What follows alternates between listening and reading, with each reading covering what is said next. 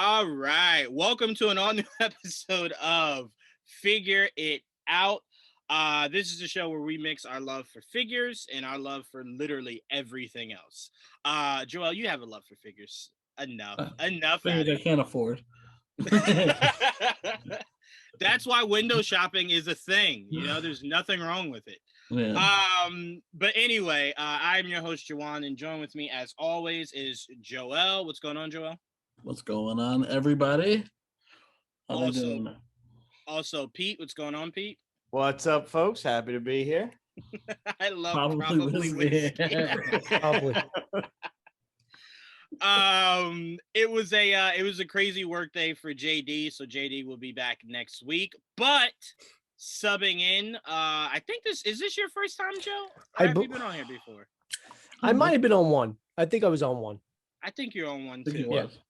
So then let's say this. Welcoming back to Figure It Out. I appreciate Joe, what's it. going on, Joe? Thank you very much, guys. Absolutely. All right, so let's get right into this.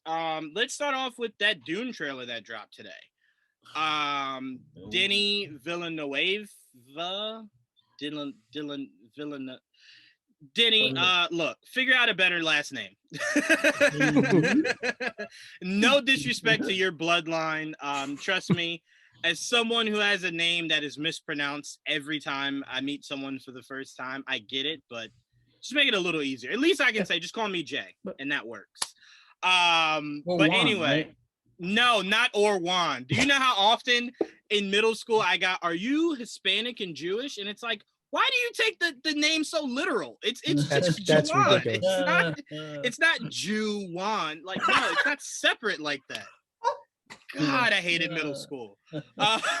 Anyway, But, do they make those? Do they make Jewish wands? Like, I don't know. Can we find one? There's gotta the be way one that- out there. the way they asked me, Pete, you would think there was a factory I was born in. It was just like, we're making rare breeds. So we have a Jewish Juan here. And then we have Everybody out there in Geek Vibes Nation land, if your name is Juan and you're Jewish by religion, let us know. We want to know. Yeah. Tally. Or if you're a Harry Potter fan and you're using a Jewish wand. or that. One of those. Yeah, one of Juan. those. I like that. That was good. Yeah, no, middle school was horrible. And then, you know, I think I told Joel this before. When I thought it couldn't get any worse, Joanna Man came out, and then it was just like, oh fuck. Oh, shit. Oh no. Fuck. Yeah. Yeah, it was not Forgot good. about It that. was not good. It was not. It was not at all. It was just miserable. But anyway, enough about my life. Getting back I would have into just the opted for like show. homeschooling for like a year at that point. Man, Pete, if I could tell you I tried, my mom was not having it. She was like, "You want me to stay home with you all day? Absolutely not. You're going to school." Absolutely not. But no, so this new Dune trailer was awesome. I really didn't need anything else to sell me on this movie. I was gonna see it anyway. I told you guys before on an episode, I saw the original. This looks just a million times better. Just a million times better. I'd say if I had anything negative to take away from this trailer, sometimes CGI just does not work. And in this, the CGI of when his mask came up from his helmet was just like, oof, you went to the same people that Marvel used for Robert Downey Jr. It don't work. It just don't be working. But outside of that, man, this is a phenomenal cast. A phenomenal cast. And obviously the movie is expected to do so well, they greenlit a series. Yeah. A prequel series. Already? Yeah, already. And it's been greenlit. Oh, really? I haven't heard Yeah. about it till just now. That's because the showrunner had to drop out, and so they got a new one. So that was a report today. Okay. They found someone finally. Oh, okay. So it wasn't that they're doing it; it's that they found a writer, a showrunner. They refound the showrunner. Yeah. Got you. So this is going to be very interesting for me. I'm extremely excited. Joel, I'll start off with you, man. How did you like this new trailer? I loved it, and I don't know much about Dune. I don't even pretend like I do. I remember the series from, I think, the Sci-Fi Channel series from like when I was in high school, not even before high school. And I just remember the bright eyes and the sand, but that's all I actually remember of Dune as a kid. and I did some research on it actually just before this new trailer dropped because I was curious and I loved all the pictures I've been seeing and the cast is incredible. So just reading up on it and then seeing the posters that came out recently that identify who's playing who, and then seeing the trailer, all that together, this has been a hell of a week for fans of Dune and someone that's just learning about it like myself. Yeah. So let me ask you this: as someone who wasn't really a big fan of the original or whatnot, what drew you to this movie? Was it the cast, the director, the first trailer? Like, what really sold you on wanting to see this? I guess the cast. I mean, once the more people they started hiring that I recognized, and the concept that I like, it's a high end sci-fi movie that I'm kind of looking for. That like that's different from like Star Wars or Star Trek. I just want something sci-fi that's a little different. And this seems to be there, and there might be you can expand from there. I want something new to get like dig my teeth into, and Denny's a great director, and just the cinematography of the trailer alone has got me excited from what and everything I've seen, and just the story itself. It's just it became everything, but initially it was the actors that like, all right, this one. I'm like, okay, you got my money. Yeah, I will say the way that this last trailer, or let me not say last trailer, the way that this new trailer was structured, it gave me Game of Thrones vibes to where it's just like you can kind of feel that everyone that's not Timothy, Zendaya, or God, I can't remember her name. The character that looks like she's playing Timothy's mom in this movie. Oh, God, I can't remember her name. It's killing me. Right? No, not Jessica. It's not Jessica. She was in the last Mission Impossible. Oh man, she Rebecca is so Ferguson. goddamn. Rebecca. Thank you, Rebecca Ferguson. No, but you were right, Joel. It's Lady Jessica is a character's name. That's why. Oh, yeah. I'm sorry. I thought you thought her name was Jessica. I apologize. I wasn't sure. Yeah. I just remember the name Jessica pop up in my head when we said who it was. I wasn't sure if that was her name or was the actress' name. But no, it kind of feels Game of Thrones in the sense of kind of feels like Oscar Isaac's character gone, dying. He's gone. Yeah. like whenever you hear a character go, no matter what, you protect our son. It's just like, oh, you're gonna die. You're gonna die bad too. Like, you're gonna die a lot. But no, I mean, this just kind of has like this big stadium feel. And I know I made the joke about the CGI of the mask, but that worm looks awesome. And we haven't even seen the full thing yet. Mm-hmm. So I'm like, clearly they were just like, put all the money to that shit. Like, forget everything else. Make that worm work. And it works. It really does. It really does. Pete, I'll go to you next, man. How did you enjoy the trailer? So I am grossly unfamiliar with Dune. I was given the original series on DVD by a coworker, and it sat there collecting dust. I just never wound up finding the 6 hours necessary to sit down and watch it.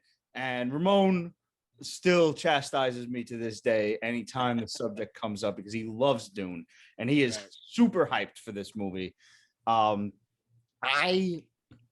could care less either way, and I don't want that to sound derogatory. It's just that, you know, if they get it wrong, I'm probably not going to know the difference.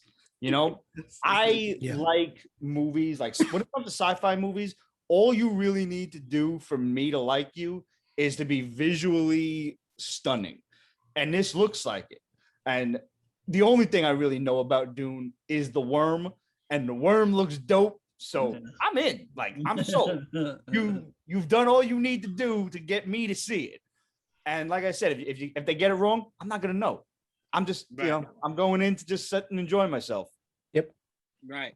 And like you and Joel were saying, a good sci-fi is hard to come by. Like a really, really, really good one that has the legs to extend itself, last long. It's really just your Star Wars, your Marvels, your DC, whenever they want to make good stuff. Right. So it's right. It's not that large of a successful universe, really. Like Pete, me and you said this all, or maybe it was me and JD. I know one of us here, besides myself, really loved Valerian. I enjoyed that. I've seen that. That was another one that was visually really cool. Right. Oh, you never saw it yet, Joel? No. Damn, I really do think you would enjoy it, Joel. And like I said, it's a shame that it didn't do well enough to warrant more because it was something just so new. It didn't feel like anything really I've ever seen before. Mm-hmm. Excuse me. So if Dune can capture that, and you got a young enough actor that you can extend it. Zendaya's young, Timothy's young, so you can extend this universe. So there's just so much you can do with it. So. And unlike I'm the really girl in proud. Valerian, Zendaya's eyebrows are not going to take up half the budget.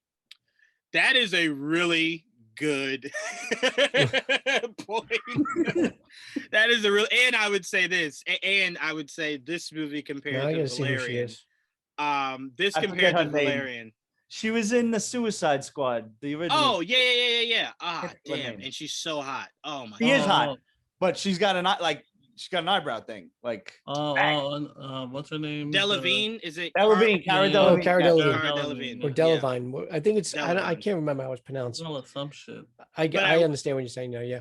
I will say what Dune has an advantage over Valerian really is just the acting. Like the three biggest names to come from Valerian at the time was Rihanna, Cara, Yeah. and Dane DeHaan. So clearly in this you just go, well, yeah, no, this is actors. Like outside of Dane DeHaan, you're like, well, this is the cream of the crop. Do we but know yeah, if Kyle MacLachlan is going to have a little cameo or anything? He should. I have no Good. idea. Um, But no, Joe. So to close us out on this Dune thing, man, how did you enjoy this trailer? So we're gonna have a trifecta thing going on because I too have no attachment to Dune. I know little to nothing. I tried watching the original. I think last year. I think it was around the time this was announced. I tried watching the original because I never watched it as a kid. I had Dune pajamas as a kid, but I never watched the movie. I doubt I would have understood it anyway. But so I tried watching the movie.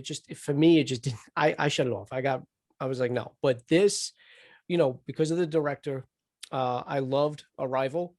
It's actually, I said Arrival was actually one of my favorite movies of the last decade. That was a great movie. One of the top 10 movies of the last decade. And then I did love the Blade Runner movie that he did. I too wasn't crazy. That was another movie that I really wasn't crazy about. In fact, I think I watched the complete Blade Runner, the new movie, before I finished the older one. So it was another movie that I wasn't really attached to. But I agree with Pete, and I'm thinking the same exact thing. The only thing that can disappoint me is if it's a bad movie. I'm not going to know if anything is wrong. I'm not going to know if anything, if this isn't how it is in the book, or this wasn't how it was in the original series or the original movie. If it's a good sci-fi movie, which it looks like it could be epic. It's probably going to be a movie that I'm going to watch. Well, not probably. I'm definitely going to go see it in the theaters and on HBO Max. So I am looking forward to it. I look, they got me with the teaser, and then they barely showed anything in the teaser. Right. But this trailer was good. I liked it. Yeah, and I would never knock anyone. Like the original Dune, I could get how someone gets like 20 minutes in and they're just like, this is 20 minutes. not for Literally, me. I think it was 20 minutes. Yeah. So to me, I completely get that. And that's why I tell people, I don't have a problem when people are like, oh, create original stuff. I don't have a problem when people feel confident enough to remake something. Yeah. Because sometimes things are so good, but they just don't age well. Right. It just doesn't age well. So it takes a fresh new set of eyes. That's why I always say, and Joel knows this, my favorite movie ever is between Godfather, Godfather 2. So when the rumor came out like 4 years ago that it was circling, this was one of those dead rumors, but that they were looking at maybe Leo to play a young Don Corleone. And everyone went crazy, like, no, don't you dare do that. And I'm like, there is at least 4 decades of people that have no interest in The Godfather. So if it takes an actor like Leonardo DiCaprio and Martin Scorsese to bring interest to The Godfather, why not? Why not? Why not? It, like, again, if they do it and it sucks, I can just go back to Godfather 1 and 2 and just watch those a million more times. So, you know what I'm saying? It doesn't affect what came before. And it's why me and Joel were saying, for all the people that are hating Space Jam, it's like, bro, when the first one came out, a lot of us were kids. That movie wasn't catered to adults. So why do you think that now, since you've aged Space Jam is supposed to be this edgy adult kind of movie. It's for children. Like, what?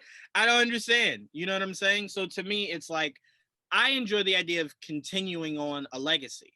Like, everyone that's like, oh, make original stuff. These are the same people that have no problem watching 900 X-Men movies, 900 Fantastic Four movies, 600 Batman movies.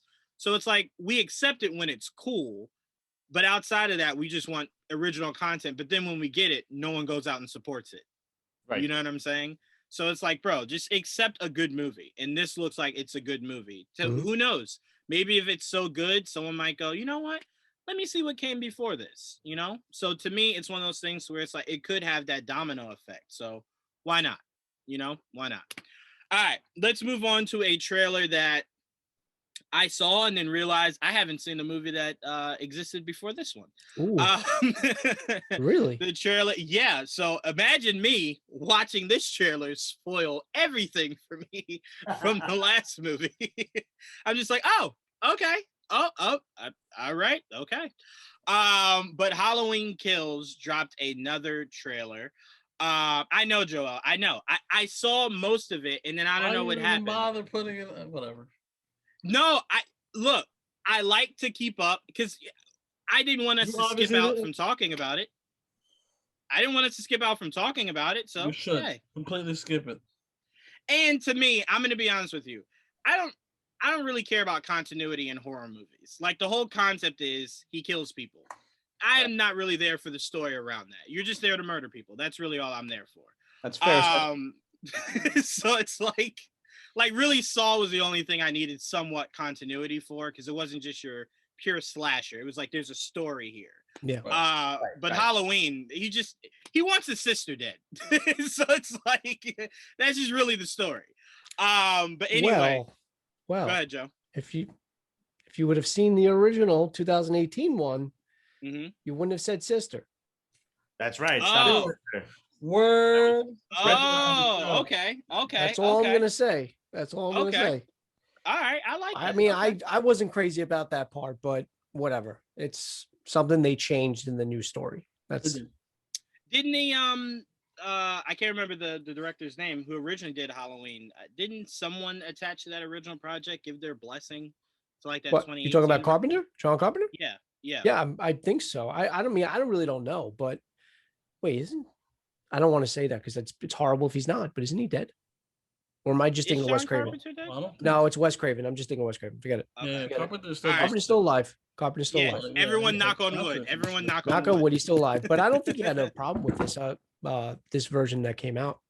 Yeah, because I think what did that movie a lot of good was he did the score. Wait a minute. I think he did. Yeah, he did. I think he did. For the new one, I mean, for the original, he did the score, but didn't he do some of the score for the new one? I think he did. Yeah, I thought he was attached to it in some way, because I know a lot of hardcore Halloween fans, what got them on board was John Carpenter going, this is the shit. Like, go. All you needed was to watch the first one. Yeah, no. I'm with you. You know what's crazy? Watching in the 30 minutes of it that I saw, watching that made me go, damn, those other ones, like all the other Halloweens that they did, I'm not talking about Rob Zombies because I fucking love that, but all the other ones with like Busta Rhymes and LL Cool J and whatnot, it's just like, why did you guys make these? Like, why not right after 2 just go, you know what, let's take a break. let's relax for a little bit. Let's come back fresh. Yeah, it didn't make the money though. They kept making money off of it because part 3 wasn't even fucking Michael Myers. It was like something else. Yeah, that was like the weirdest movie of all. Like, it was about masks. Yeah, it was weird. It's supposed to be like an anthology series, and then they're like, "Fuck it, Michael Myers is what sells." That's why. Yeah, keep going. Yeah. All right. So, Joe, I'm actually going to start off with you, man. Sure. How did you enjoy this Halloween Kills trailer? I did enjoy it. At the first time I watched it, I was like, all right, they're showing a little too much, maybe, possibly, but at the same, because it was a pretty, I mean, normally trailers do never feel long to me. For some reason, this one did. Like, I'm thinking, okay, when's it going to wrap up? I will say though, and then you didn't see the first one, but the way he gets the very beginning of the trailer when he's killing off the firemen, I actually loved that.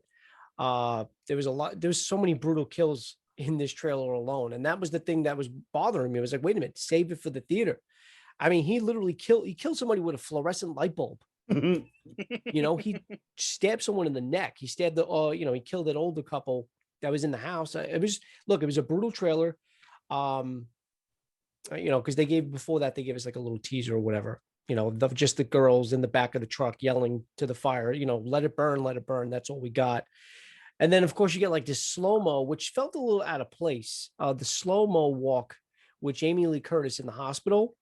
So she's walking and everybody else I think is running in the other direction. She's just walking casually with a knife in the hospital. I'm thinking, what's going on here? But other than that, I can't wait for this movie. I actually enjoyed 2018's Halloween a lot. I wasn't expecting to enjoy it as much as I did, because I'm like, okay, here we go. Another rendition of Halloween. But Blumhouse has been knocking it out of the park for the most part with their horror movies. They've been doing a really good job. So let's see what happens. But the other thing is too, it's Halloween Kills, and then next year you got Halloween Ends. So you kind of know he's not dying in this one. Right. So Surprise. Right. And I'm glad you said that to end, Joe, because me and Dom have been saying this for years now. A24 and Blumhouse are the two best studios in the game right now. I really do believe no one is making consistent, better content than A24 and Blumhouse. Yeah, A24 is another good one. Yeah, really good. Jason Blum just understands this shit. It's why when I heard he was interested in Spawn, I'm kind of like, can you guys hear me? Mm-hmm. Okay. I'm kind of like, I don't want anyone messing with his vision. If he wants to do Spawn, you just let Jason do whatever he wants. Like I said, me and Joel laughed about this. The idea that Jason Blum did an Invisible Man movie where the motherfucker wasn't really invisible and it was phenomenal, lets you know Jason can do whatever he wants. Yeah. Because I know a lot of people were just like, all right, is he invisible? And then when you see in the trailer, like the idea of it being a suit, you're just like, wait a minute, how can you build off of that to make a monsters universe, But at the end of it, me and Joel were kind of just like, you know what? If it doesn't even span into that, who cares? This was great. Yeah. This was a fun ride. So to me, it's like if Blumhouse wants to do anything, you let him do it and you get the hell out of Jason's way. So I'm glad you brought that up because he's killing it over there. And I can't wait to see what he does with Spawn. Like, holy shit, Spawn eating people or whatever the hell Jason wants to do with Spawn. Like, ooh, getting chills thinking about it. Anyway, Pete, I want to go to you, man. What were your thoughts on this new trailer? I before I get into that, I just want to say if I am still paying attention, if I'm going back and forth here, I am completely earning the figure it out merit badge today because I am literally sorting old school G.I. Joes. So this is where life finds me right now. This is why we're not in the basement. But I had the same concerns that Joe did, that the trailer is showing too much and they're showing all the good parts. I'm like, I saw a lot of death scenes in just the trailers. And that's what I'm going to a slasher flick for, is let me see how creative they can get with the death scenes. Like we're beyond the point now where teenagers are having sex in a bed and a spear comes up from underneath and goes through the two of them. That was nifty in 1981, but nowadays kind of old hat. That was Kevin Bacon, wasn't it? Yes, it was Kevin Bacon, as a matter of fact. Friday the 13th, part 1. But I want to see some new shit, like getting killed with a damn fluorescent light bulb. That's original. I like that. But did I need to see that right away? Not so much. No. And I thought that I was concerned already that they were showing too much shit in the teaser trailer, which was already it was like 2 minutes long for a teaser. Yeah. That's not a teaser. That's trailer number 1. Thank you. That's of course, but it's a concern. No, I'm actually glad that you said that because as far as just being creative, because you look at horror movies today and it's like, that's what some of them are lacking is creativity. Like, you can't just kill someone and go, well, wasn't that scary? Well, no, the suspense building up to when you killed them was scary, but you actually killing them was probably the most the most sane thing out of the whole experience. Right. So to me, it is the idea of, like you said, like, was it cool in Freddy vs. Jason where he closed the guy up in the bed? 100%. Would that work today? No. Like, no, not at all. So it's just the idea of seeing, like you said, how creative they're gonna get. Killing someone with a fluorescent light bulb is something I didn't even think the greatest serial killers ever thought of. But now they're just like, okay. Like, all right, that fluorescent light bulb, okay. So yeah, so an episode of Figure It Out with the with our favorite horror movie death scenes, or was that? yes, we did. Yep. Okay, we did. I thought Yep. so. Mm-hmm. We had some good ones. We had some real good ones. We should revisit that with a longer list. I agree. Let's do it. Also, Pete, I'm still starting that once a month horror podcast. Okay. Yeah, so we still definitely got to do that. I mean, but it's funny, as I pass it to you, Joel. I on GVN Talk, 3 of our female hosts don't do scary movies, right? So we were talking the new Chucky series, and they were just like, I don't think I'm gonna watch that. You know, I watched the last Chucky movies, and I'm like, I was trying to explain to them that the last set of Chucky movies were more comedy driven. If you want to be scared by Chucky, that is child's play. yes. But when you come to me and you go, you know, the one where Chucky and his bride, it's like, well, that wasn't meant really to be scary. It was meant to be funny. Comedy. Right, exactly. But real horror when it comes to Chucky is child's play, and this show looks like it's paying an homage to child's play and less to the comedy aspects. But anyway, so what I was, they were saying, all right, so if I'm going to watch a horror movie, what should I start with? So me and AJ, we were just like, we're gonna fuck with them. So we were just like, you know what? First horror movie you start off with, it's comedy driven. There's nothing scary. You can get right into it, and it's a good start. We were like Strangers and Hostel. So they were like, okay. That's fucked up, dude. Oh, wow. So one of them was just like, all right, let me Google this, like, as we're on air. And all you hear her say in the background is, oh my God. like, yeah, start off with Hostel. That's what you start off with. You did stomach for that. That's savage, dude. That's very savage. And then AJ in the background is like, no, the best way to watch horror movies is with the lights off, Home Alone. And then I'm like, no, you forgot the best part.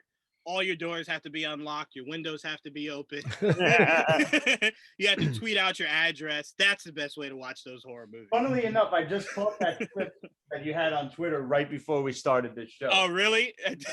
When I tell you, we were dying laughing because she's like, let me Google it. I'm like, damn it, she's gonna see how scary it is.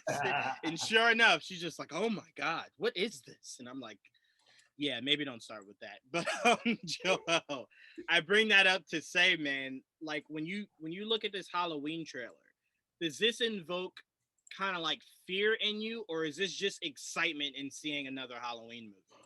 No, those movies don't incite fear anymore.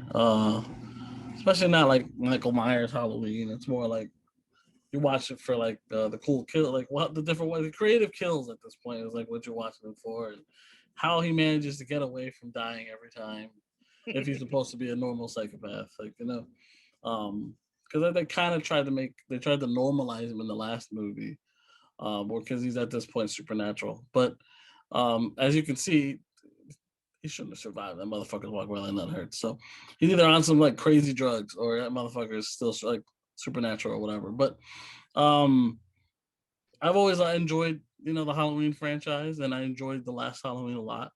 And I'm looking forward to seeing this one and Ends.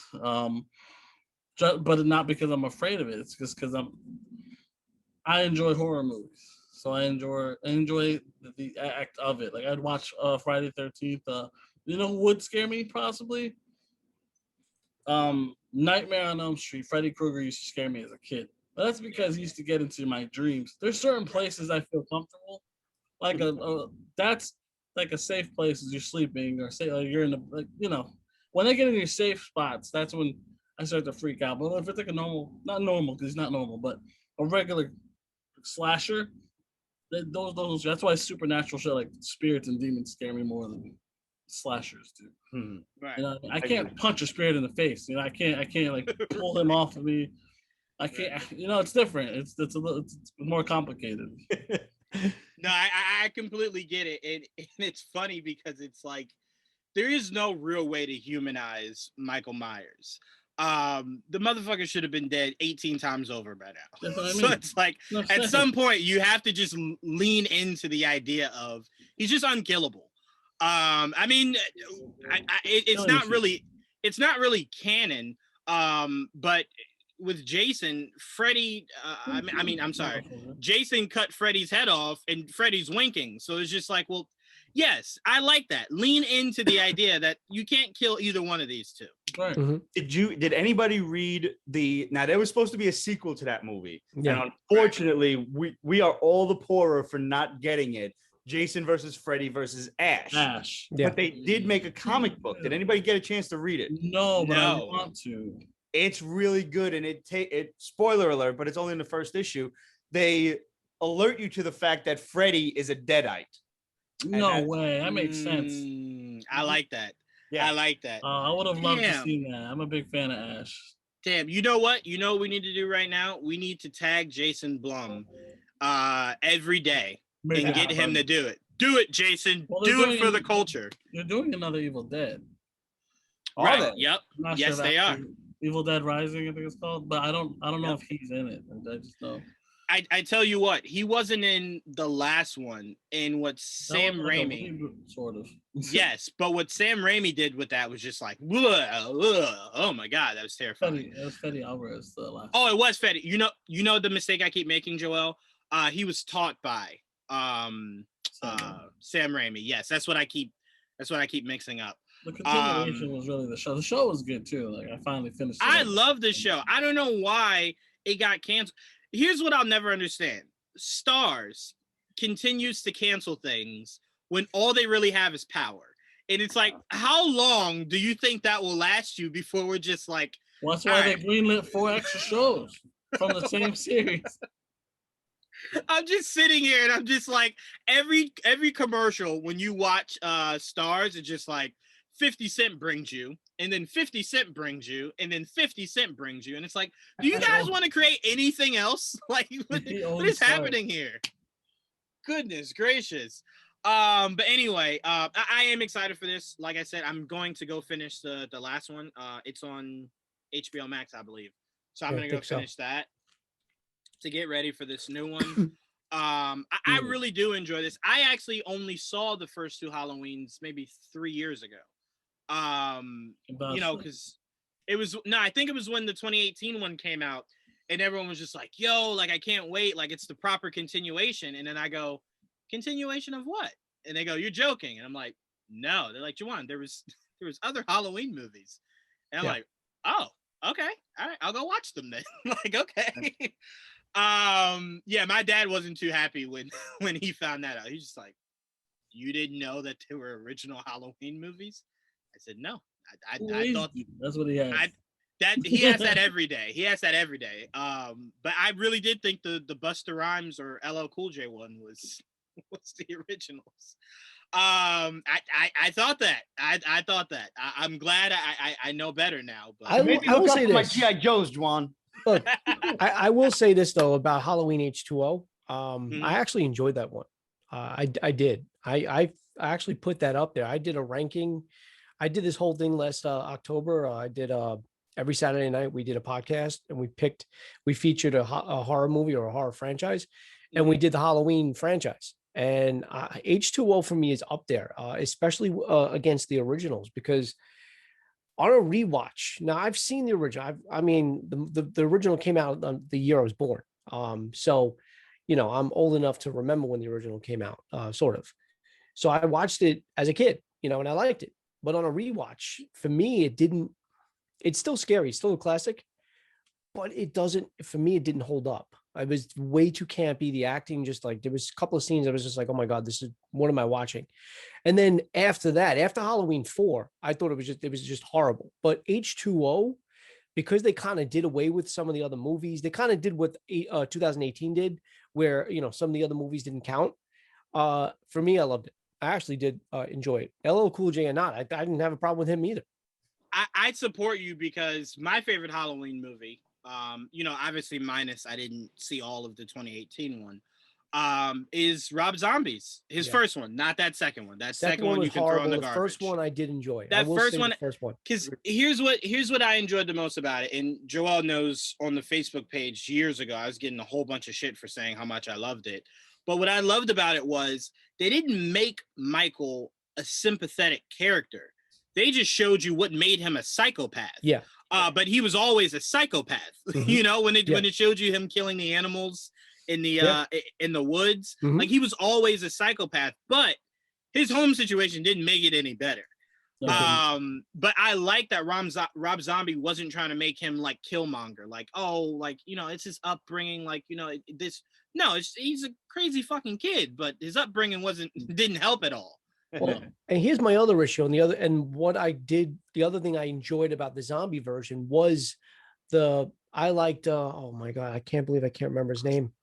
You guys are gonna kill me. The one who played the Loomis in that version. The one from Clockwork Orange. Yeah, I can't remember his name either. Anyway, McDowell. What'd you say? What McDowell? Malcolm McDowell, right? I think it is Malcolm McDowell. Yes. So no offense to Donald Pleasance, rest in peace. His Loomis in the original Halloween, his overacting in almost every scene is what actually made me not, after revisiting the original movies, made me not enjoy it. This version of Loomis, I did enjoy.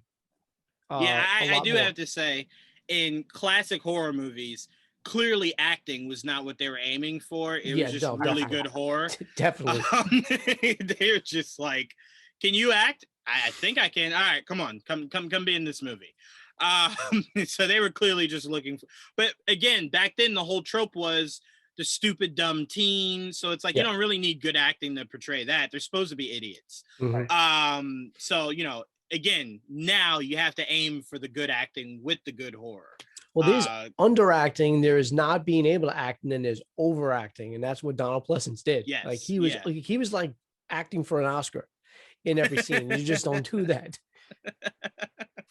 I love it. All right, let's move on to some news. Leslie Grace has been casted as Batgirl for the HBO Max Batgirl movie. I'm fine with this casting. It's not who I wanted, but I'm 100% fine with it. Joel, I'm going to start with you because this is hilarious. Someone posted this, and now I can't unsee it. Someone was saying, if this is not connected to Robert Pattinson's Batman, right? Mm-hmm. Someone said, do you know who they wanted their Commissioner Gordon to be? I think I did. You saw it. Come on. No. All right. What movie was he from? Or what show? Yeah, Morgana, right? Yes, Jimmy Smits. Jimmy Smits. Yeah. When I saw that, I said, holy shit, bro, I can't unsee that. I want that now. Like, if it's not connected to Robert Pattinson's Batman, go for broke. Go for broke. Bring in Jimmy Smits and really make this thing really kind of lean into it being cultural. Like, don't give me the whole she's mixed or anything. Go for broke. Go full on. So to me, I'm like, I can't unsee that. And now I want Jimmy Smits as as my James Gordon, And what's crazy is my first Pete likes it. I do. I like that. Look at Pete's like, yeah, let's do it. But no, I love Jimmy from Sons of Anarchy. I loved him from his small stints in Star Wars. I love the guy as an actor. So to me, it's kind of just like, let's continue it. And the funny thing is, Joel, you'll see it, but in Brooklyn Nine-Nine, it's a Sons of Anarchy reunion. So Jimmy Smits plays what's her name's dad. Yeah, I remember. And Jax's mom plays Andy's mom. Oh, so it's a reuniting of Sons of Anarchy. I didn't even think of that. Yeah. I love it. That show's funny too. But yeah, so I love this casting. But Joel, what are your thoughts on the casting, and how excited are you for a Batgirl movie? We've yet to find out what it's connected to, if it's connected at all. Well, that's the part that I'm not excited about, 'cause I don't know what the fuck's going on. But the casting's fine. Like I told you last week when we were going over all the actors that are possibly going to get cast, I was like, I don't give whoever, whoever's. I think they'll be just fine, whoever they cast. So it's Leslie Grace. It's great. We know she's Hispanic, which is 100% fine for me. My only thing is, where is the connect? Like Gordon, the Gordon thing does matter because like we already have two Gordons. Are they gonna be one of them Gordons? Gonna be a whole new Gordon? And if it's not one of the Gordons we know, is that Gordon? It's just so complicated. uh, and I just want it to make sense. Now, I prefer this Batgirl wasn't in her own world like everything else. I don't think it needs to be like what. Let's not make it so confusing, So I am excited. I can't wait to see her in costume. I can't wait to see who else gets casted and what other supporting characters are casted around her. And her Gotham, and I would love to see her even connected to the Birds of Prey if they ever want to do that. Yeah. But if they go in that direction, I'd love it. I just want to see progress in some anywhere. Just give me something that connects to.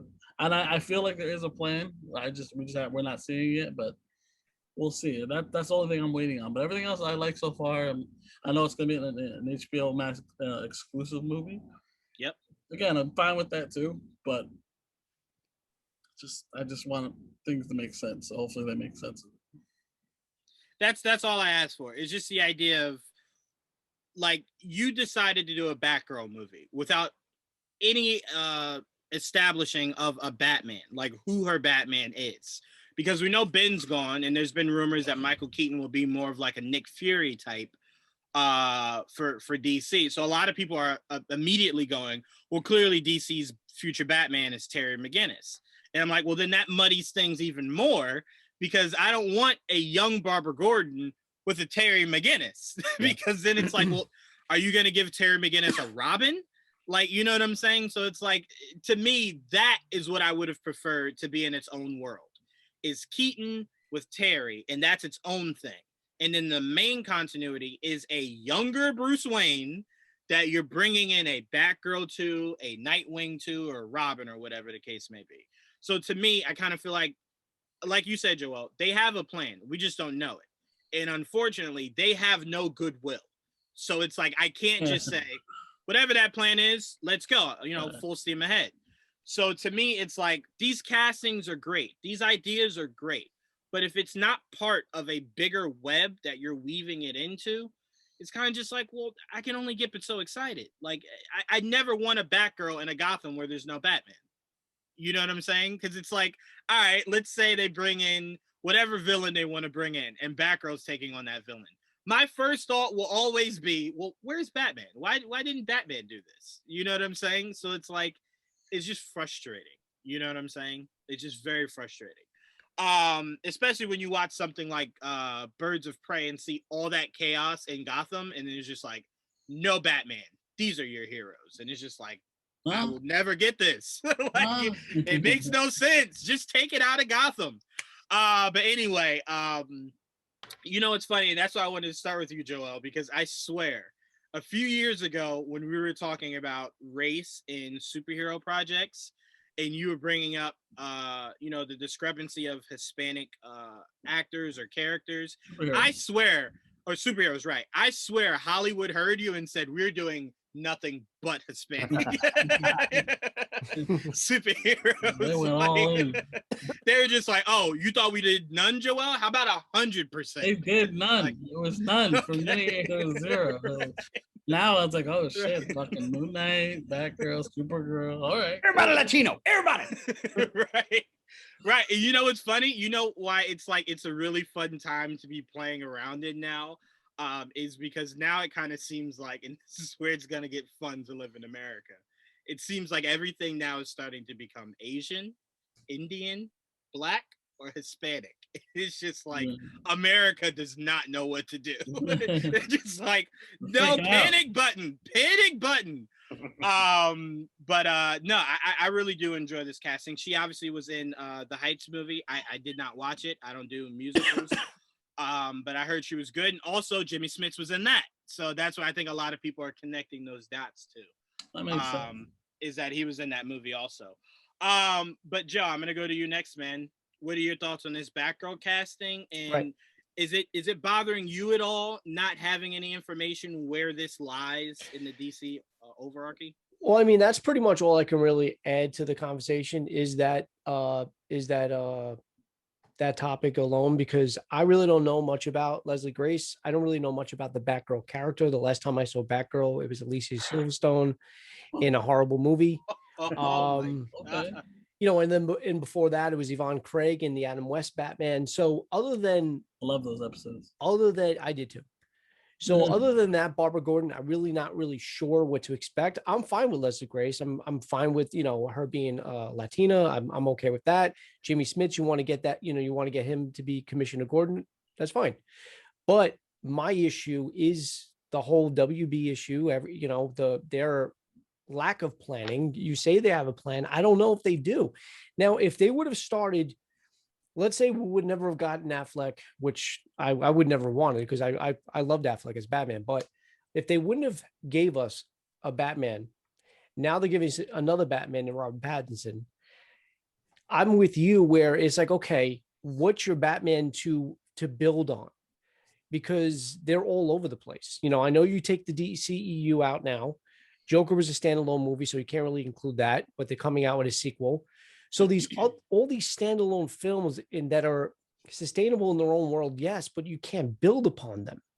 What happens to Robert Pattinson's Batman after this if there's no continuity within the Batgirl universe? Because then what are you going to do? So Robert Pattinson's only going to have one movie and they're not going to build upon it, especially if they pick a different Commissioner Gordon, other than what's the guy from Westworld, the one that's Commissioner Gordon in this one? Oh shoot. Damn. The actor from West. No, I know exactly what you're talking about. I see his Jeffrey face Wright? in my head. Yes, Jeffrey Wright. Yeah. So you got Jeffrey Wright as Commissioner Gordon in this one. You had what's his face from the Spider-Man movies, Commissioner Gordon in Justice League. Mm-hmm. So you have all these different characters. It's like, okay, just pick one. Pick one. Yeah. The worst thing that we got in the the Michael Keaton and the Joel Schumacher eras, I mean, besides those movies in general, but is you had different Batmans. You got Michael Keaton in 2, you had Val Kilmer, then you went to Clooney. It's like they just can't stick to just one and build upon. I do love DC. I do. I'm a big Batman fan. I did enjoy Nolan's trilogy. I know people that are true Batman fans didn't feel like it was an actual Batman film, but I appreciated that universe that Nolan built. And Dark Knight to me is one of the best comic book films to me in a very long time. But Marvel, I'm not saying Marvel is doing what they're doing just because I'm a huge Marvel fan and I teeter towards Marvel more. I always have, especially with the comics. They just know what they're doing, and even when they slip up a little bit, Black Widow, it's still not, what I'm saying? It's still not like that bad. It's just, it's part of a continuity is what I'm saying, and I do understand that if you build everything to build towards a continuity, you also could set yourself up to fail as well. So I'm not saying everything that WB and DC make have to connect, but when you're talking about central characters like Superman, like Batman, your two main guys, build upon them. Like, what's his face? Cavill should have had a sequel already. I enjoyed. I wasn't crazy about Man of Steel, but him as Superman, I enjoyed. Yeah. Like they just whatever. So I don't know if they have a plan. I really don't know what's going to happen from here. But as far as Leslie Grace and Batgirl, so let me ask you this: so where does Batwoman? I know that's a show, but where does Batwoman fit into nowhere? Nowhere. No. Even they don't know. No, it's just a show. It's just part of the CW. Part of the Arrowverse, yeah. Right. It has nothing to do with the movies. Thank God, because even in that, there's no. No, I mean the Batman. current show I know is just a show, but I'm talking about is there any plans to bring Batwoman, a different cast? I doubt it. No, because to me, like me and Joel have been saying for the longest, Batwoman is a character that's way down the line in the Bat family. So you know the hierarchy: Batman, Robin, other Robin, Then if you want to put a Batgirl in between that Robin, then Mhm. another I Robin. would say Batgirl, then the second Robin. But okay. Okay, Batgirl, then the second Robin, then obviously your other Robin, then Red Hood, and then you can get to Batwoman. Mhm. But to me, and it has nothing to do with men should come first. None of that. It's just No. it's literally the process of how it went. So Mhm. if you start with Batwoman, it's then just like, well, no, like Batman, it wasn't Batman and Batwoman, and then you decided to have Robins. Like, no. So to me, it's like follow it. So to me, and again, the only reason me and Joel keep saying they have a plan is because they said they have a plan. We don't necessarily believe they have a plan, but we have to take them at their word, Right, which is right. they have a plan. Yeah. Unfortunately, unlike what Feige does every few years where he goes, hey, this is what's coming. Warner Brothers right now wants to keep that very much under wraps. To be fair, part of me believes that's a good idea because they've announced more movies than they've actually put out. And half of them have been scrapped. So I get it. But the other part of me is you have no good standing to tell me to just wait and see. Yeah. You have not earned that. Like It's where you Shazam just go, 2. wait and see. Shazam 2. Like, what is that going to connect to? Because the original Shazam was supposed to have Cavill. It's still in the DCEU. So even Okay, though Shazam 1. you know what, I'm gonna say what Joel said. Once Flashpoint comes out, we will have a better idea on the whole picture Okay. of the DCEU on what is canon, what is not canon. Right now, the only thing that we know is not canon is Robert Pattinson's Batman, and we don't know, right? And the Joker, and only Lord knows if that'll stay that way. Yes, and possibly that Superman movie. Because look, you casted a Hispanic woman as Batgirl. I'm not saying I want this, but you could go the route of her dad was black and bring her into Robert Pattinson's world if you want to make that canon. But we just don't know if that's what they're doing. So that's the whole issue of I don't know. We don't know yet. That's what I'm saying. So Fandom Joe comes out in October or November. October, okay. So we'll have a better idea because I do believe they will let us know somewhat of what the plan is because we should have a Flash trailer. We should have another Batman trailer. We should have a first look at Aquaman. When does Batman come out? March of next year. Okay. It was supposed to be October, but yeah, for I whatever know it reason, got pushed, but I didn't know the new date. Fandom was September last year, right? August. I think it was August. Oh, it was okay. Then late, yeah, probably late August then. Yeah, it was towards the end of August. Okay. Yeah. But yeah, so movies coming out next year. Right. So they should let us know some semblance of a plan. Because Wonder Woman's coming up on her third movie. And DC so far has not done more than 3. They really yet have done more than 2 for a lot of their properties. Excuse me. So if she's going to continue, it's best she'll be the first. That'll be the first one we'll hear from. When does Black Adam come out? Next year. We'll have a trailer. We'll have a trailer for that also at Fandom. It comes out July 29th, the same month as Black Panther. Okay. Yep. So that'll be a whole lot of black. Black Panther will start start the month, and Black Adam will end it. How hilarious would it be if Captain America came out in that same month and they just renamed it Black Captain America so it fits with Black Adam and Black Panther? Racist. I would just love to see Anthony Mackie do to do his rounds in the media circuits of all right, introducing Black Captain America. It's like, whoa, it's like, hey, this is the name of the movie. It's like, oh, I forgot. Sorry. You spent the whole movie saying I'm not Black Falcon. Which I thought that was so weird when they put that in there because I'm like, well, there's not a white Falcon, so why would someone ever think to call him Black Falcon? Like literally no one else has that. Like there's Black Canary, there's Black Widow, there's Black Panther, there's everybody's colors. I do think that's more so to their color scheme, not really their race. Black Panther was the only one that applied to his race. Yeah, I'm about to say. But you're right. But the problem is like there's probably people that still call him Black Falcon because he's black, and I think that's the point.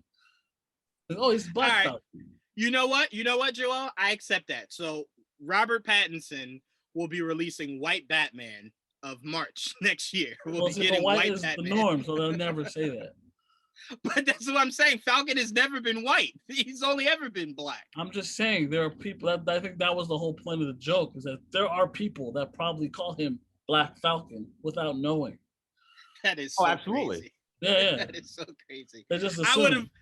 would have loved during the marketing of Blade for someone to go Black Blade and Wesley Snipes just kick their heads right off their bodies. Bitch, I'm just Blade. I'm not Black Blade. But anyway, Pete, passing it over to you, man. Your thoughts on the casting, and are you excited for a Batgirl project? And then, your thoughts on whether or not this is connected or not. For the former question, I could care less. I don't know the girl. I've never seen her in a single thing. Great, she's Batgirl. Do I care about a Batgirl movie? Not really, unless it connects. So the fact that DC said at one point, I don't know which chairman it was, because frankly, they go through them like water through a faucet at this point.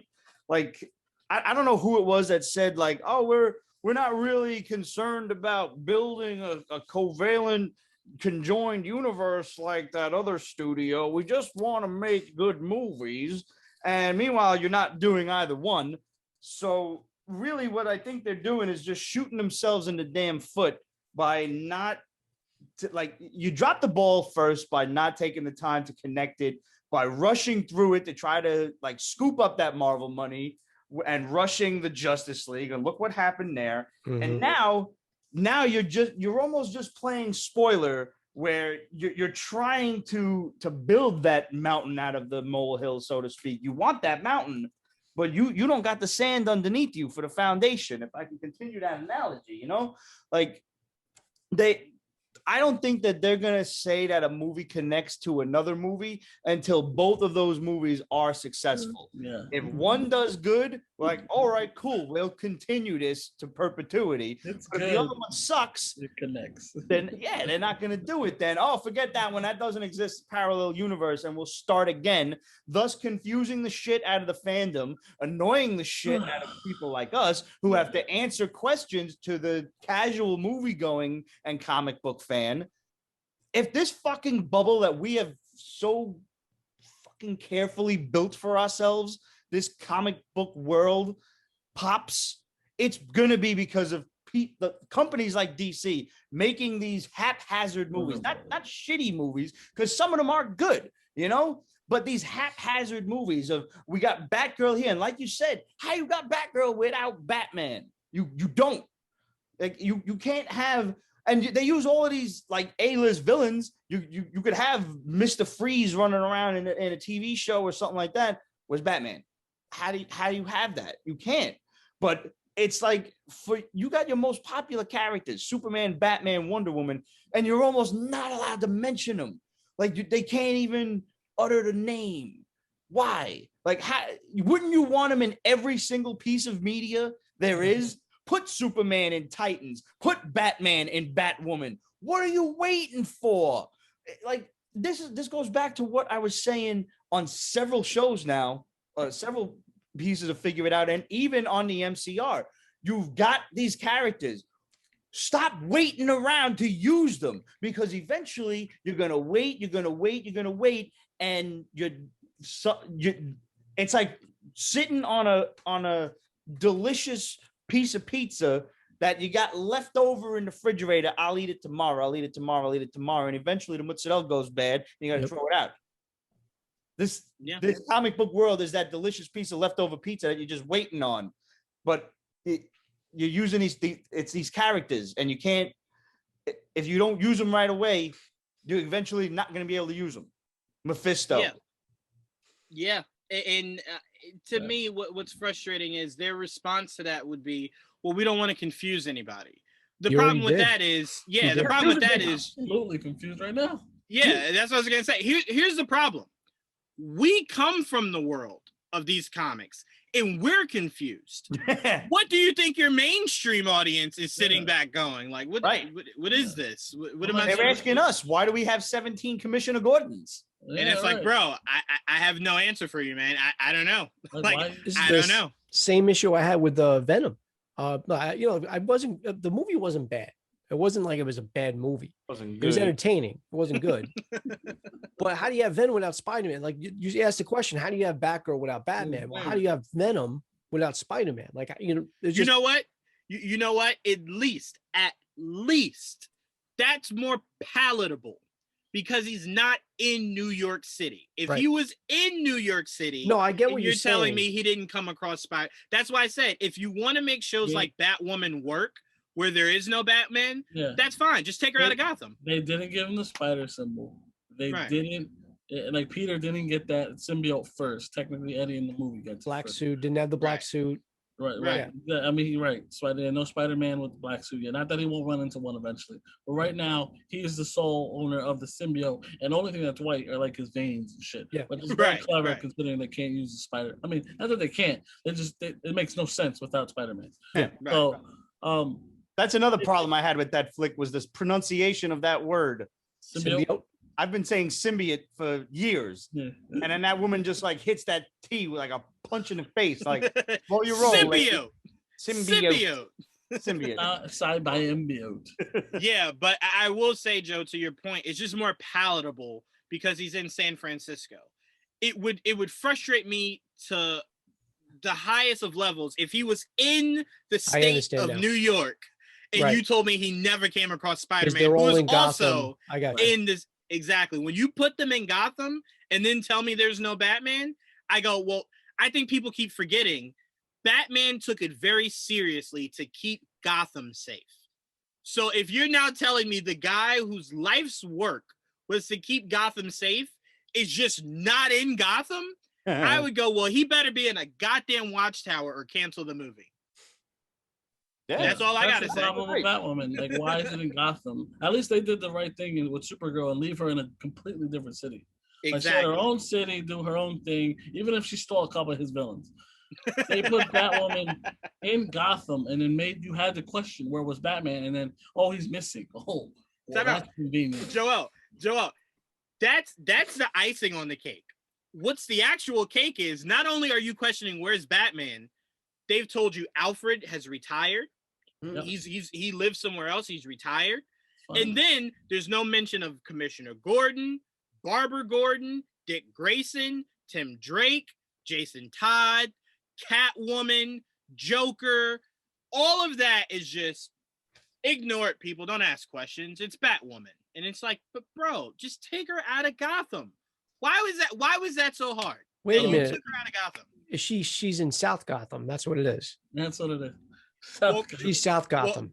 To I got me, you. to- Batman's me, North I Gotham. wish I they got you. established that. I was just about think- to say, I wish they did what Zach did, and it was like a separating bridge, where it's like, this is North Gotham, this is South Gotham, separated by a bridge. I could then say, you know what?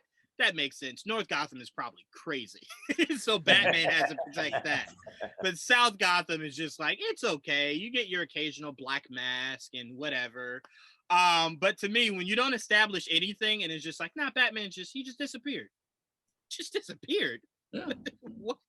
Like, you How does That's what we're Batman just looking for. disappear? Ra's al Yeah. Ghul kidnapped his ass. Go find him. Yeah, like wherever he is, fine.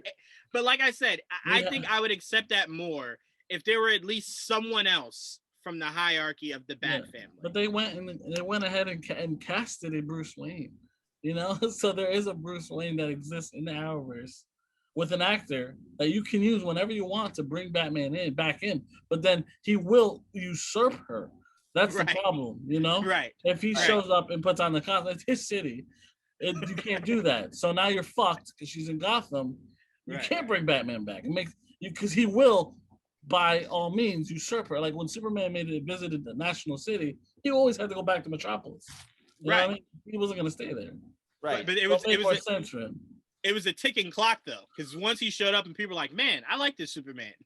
Warner Brothers was just like, Get him Great. off. Supergirl. Get him off. you got to get out of here. Superman, you're replacing it. But no, that's why I appreciated Titans. I appreciated Dick going all the way to Chicago. Mhm. It's like cool because then if you want to do it, Detroit. even though he should be Detroit, I'm sorry, even though he should be in Bloodhaven, fine. You're so far away from Gotham. If you want to do all kinds of new stuff, you can because it's nowhere near what we know the mythos to be. That's what Justice of League International Batman. was. Detroit. No, just yeah, it was. No. It was I think Detroit. I think it was Detroit. Right? So yeah, Detroit, I think it was. to me, my big issue is just don't have it anywhere near where the actual hero is, and it could I be get more it. palatable. It could be more palatable. All right, let's move on. This wasn't in the topics that I sent you guys, but I literally just came across this. Pete, help me with the name. Greg Nicotero. Nicotero. Greg Nicotero, Nicotero. Thank Walking The Dead. Walking Dead. yeah. Yes. We get So- it. Slaps, high fives everywhere except for the wall. except for me. All right. So he was speaking about this Spawn movie. Hmm? And according to him, we have designs. You know, and he said, look, we're doing this thing and it's going to be a low budget and it's kind of down and dirty. And I wanted to feel more like the animated show where it's like Spawn meets David Fincher. He wanted to do this kind of gritty, down and dirty thing. And so we did a lot of concept work. We did a bunch of design busts and a lot of really, really, really cool stuff. And then it kind of just stalled. So he's saying he's like us. He's waiting for Todd and Jason to get this shit figured out so that he can move forward on whatever he needs to do to make this thing happen. Mhm. But apparently it's still the script issue. And like I keep saying, Spawn should not be a low budgeted movie, especially if you're processing it through Blumhouse, which I'm not saying Blumhouse is like Warner Brothers where it'll spend hundreds of millions. No. But it could spend what 50 to 60 to 80 million dollars on this movie, not your hold 10 on. to 15. Really Go ahead, quick I'm though sorry, about Blumhouse though. That's the brilliance in Blumhouse and what they do. They make these quality movies on a low budget. That's what Blumhouse does. That's what he's known for. So But if what I any will s- company could do it, I actually think Blumhouse can. But what I will say is, I can't have you cutting any corners with Spawn. It's very much a highly driven CGI kind of film. So you're gonna have to spend. And let's also mention this: you casted Jamie Foxx. That's half your budget right there. That's You true. know, so it's like that's your budget there. You also casted. Don't forget, you also casted Jeremy Renner. That's also more of your budget. Not as high as Jamie, but it's up there for Jeremy Renner. Yeah. So I'm like, I don't want. So if you're saying you went to Blumhouse because it can work within your small budget, I would say pitch it to someone else then. Because to me, I need to know that you're pulling all the stops to make this the best possible Spawn movie ever. Because I don't want grounded, you know what I'm saying? I want the visuals. I want the cape to look like it's not really an extension of him. It's its own thing just flapping behind him. Like I want all the great visuals of what the comics gave of Spawn. And I just don't want to feel like you're taking, you know what I'm saying, liberties in the idea of like, we'll cut the corner here so we can meet budget. You know, because look, we saw that in Inhumans. We saw them go, hey, we got to stick within a budget here. And look how that turned out. They couldn't even keep Medusa's hair for a full season. Yeah, really. So it's like, I've seen what cutting corners does. I don't want any more of it. I wouldn't compare Scott Buck. No. I'm just comparing the idea of wanting to keep a small budget and keep within it. You know what I'm saying? I could even compare, even though it's the same guy, I can even say with Iron Fist. You made sure, right? You made sure there was no visuals of what Iron Fist should look like, just so you can keep the street gritty feel of Iron Fist. And it's like, no, that's not what makes him special. His fist glows. What about that is street and gritty? Like, what are we talking about here? It's like what me and Joel were no, Joe, me and you were just talking about this on your podcast last week. You call him the friendly neighborhood Spider-Man, but you have him walking around with $100 million tech on his body. Yeah. What about that is common day? Like, what about that is the everyday man has that? So to me, it's like Spawn it could feel like that, but Spawn is a very, like, his character isn't Punisher. You know what I'm saying? The visuals matter when it comes to Spawn. So don't cut corners. But my question going around, I'll start with you, Joel, your response to that, but also my question to you is, do you think we'll get any closer to this movie being made, or will this become our new age Crow? Yeah, we're lucky to get the Crow. I I don't know. I hope not. I really want to see it happen.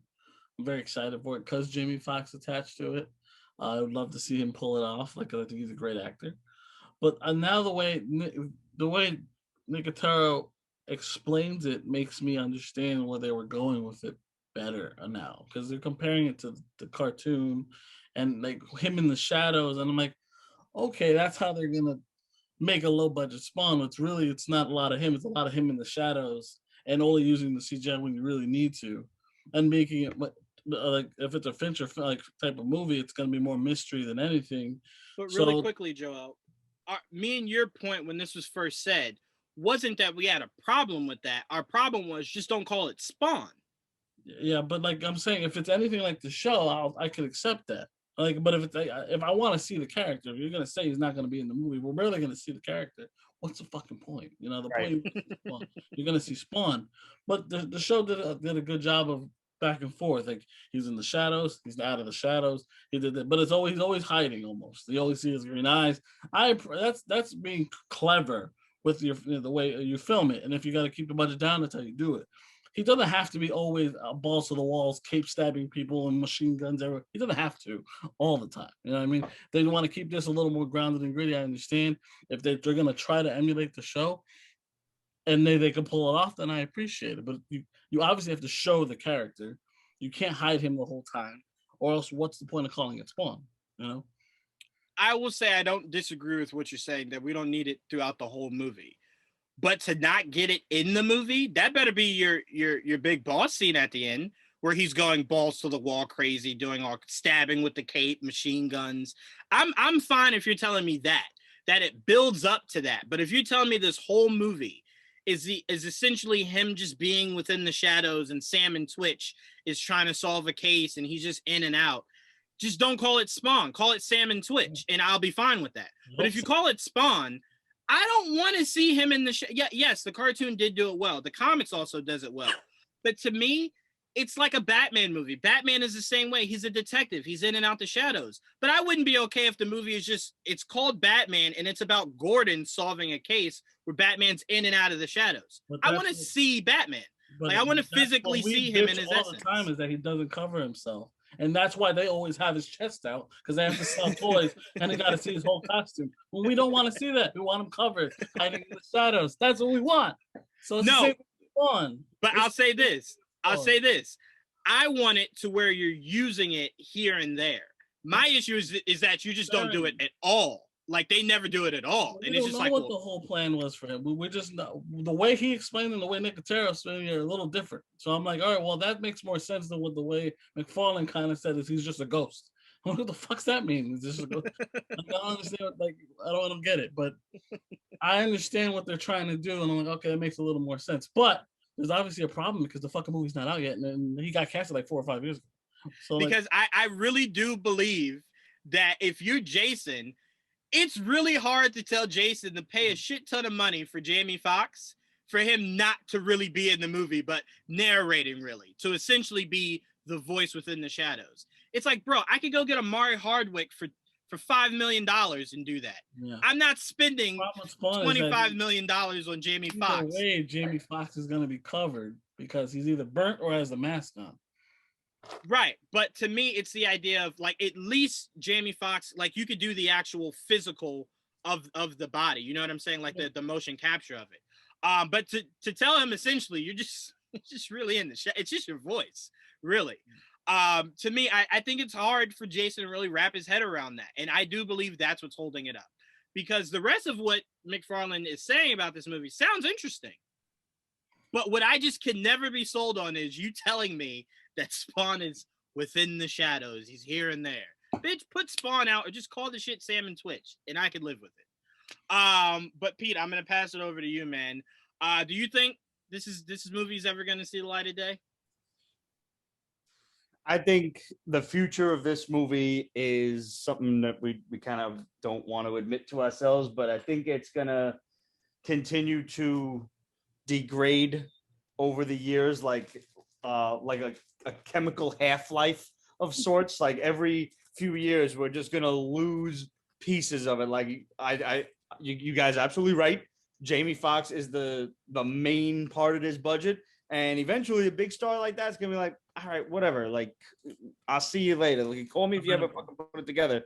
And they're gonna lose that, and then they're gonna lose other pit things, and then it's gonna be something else and something else. So eventually, if it does get made, it's gonna be one of the biggest pieces of shit we've ever seen.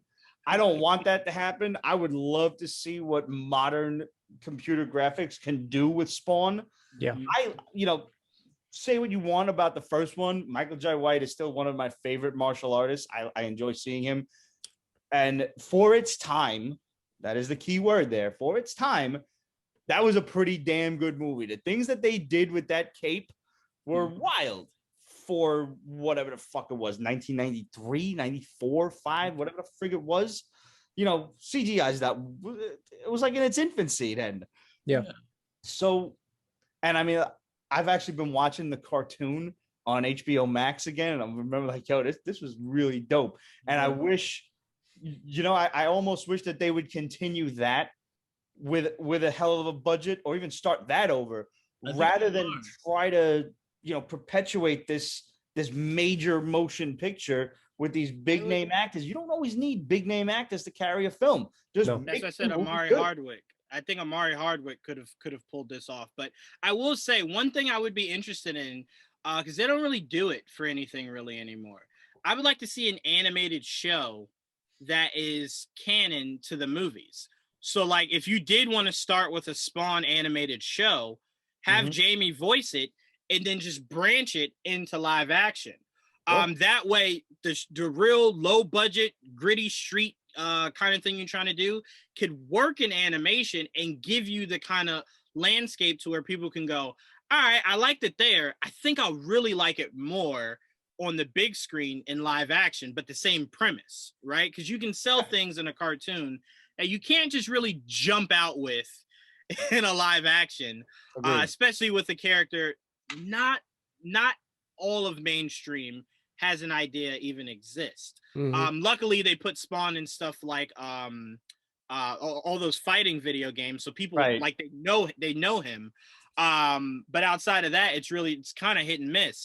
But as I pass this to you, Joe, Greg also says here, every once in a while I'll reach out and go, hey, I'll look at the bus in my office and be like, hey, Todd, what's going on with this? Are we ever going to make this?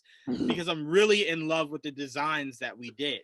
And he goes on to say what Pete just said, to where he does feel as though Todd was ahead of his time. I always kind of felt that with Matrix, like it was ahead of its time. That movie would have been, in my opinion, a pure masterpiece if the visuals were caught up with the time of when that movie came out. But Joe, in your opinion, do you think this is ever gonna get made? I mean, if they want to make money, it will. I think it will. I agree with Pete. I think the longer they hold out, other people won't be attached to it, whether it's Blumhouse, whether it's whatever, whether it's Jamie Foxx. I mean, you might even have Jeremy Renner at some point be like, bitch, I'm Hawkeye. I don't need this. Exactly. But the thing is too, and when it comes to characters that are going to be in a costume and in a mask, it doesn't really ever make sense. But I look, Jamie Foxx's presence alone, the way he commands scenes, just the way he acts, I can understand why he's still going to work. But I'm in agreement with you. Why are you going to pay? Why are you going to pretty much put almost all of your budget in an actor like Jamie Foxx if you're not going to show him off, if he's not going to be portrayed as much, if you are going to do the in the shadows thing or whatever they have planned? I agree with you there with the Jamie Foxx. But I will say this: had you not said the words Blumhouse, it's one word. Had you not said Blumhouse, I would have been a little bit more worried. And I really do stand behind what I said. Look, granted, I know these aren't really CGI driven films in Halloween, Invisible Man, and stuff like that. But never did I go out, after I was done watching these films, never did I say, oh, wow, they cut corners there. They seem to know what they're doing, and they just manage. You see, there's a difference between sticking to a budget or being like tight budgeted, and then there's just somebody who knows how to get the most out of your dollar. And that's what Blumhouse does differently. So between Nicotero and his designs and his just really good effects, and if they get a really good story, I don't see why there would be an issue with how they have it planned. I'm sure we're going to get I'm sure we're going to get the Spawn that we want, just probably not as often as you would probably want it. I mean, look, nobody wants to hear any type of comic book character in a low budget film. You don't want, like, you never want to hear the words low budgeted film and Spider-Man in the same sentence. I get it. But at the same time, Spawn is a different type of character. It's a darker film, and just even the design of him is it's a darker type of character. So I really think they could pull this off even in a low budget. My question is John Leguizamo coming back? Yes. You would hope so, right? We would be. But no, but that's any reason he couldn't do it. Oh no, 100%. Do we know who Jeremy Renner is supposed to be? Is he Jason Wynn or Twitch? Is it Twitch? Twitch? Oh, okay. I'm sorry. Okay.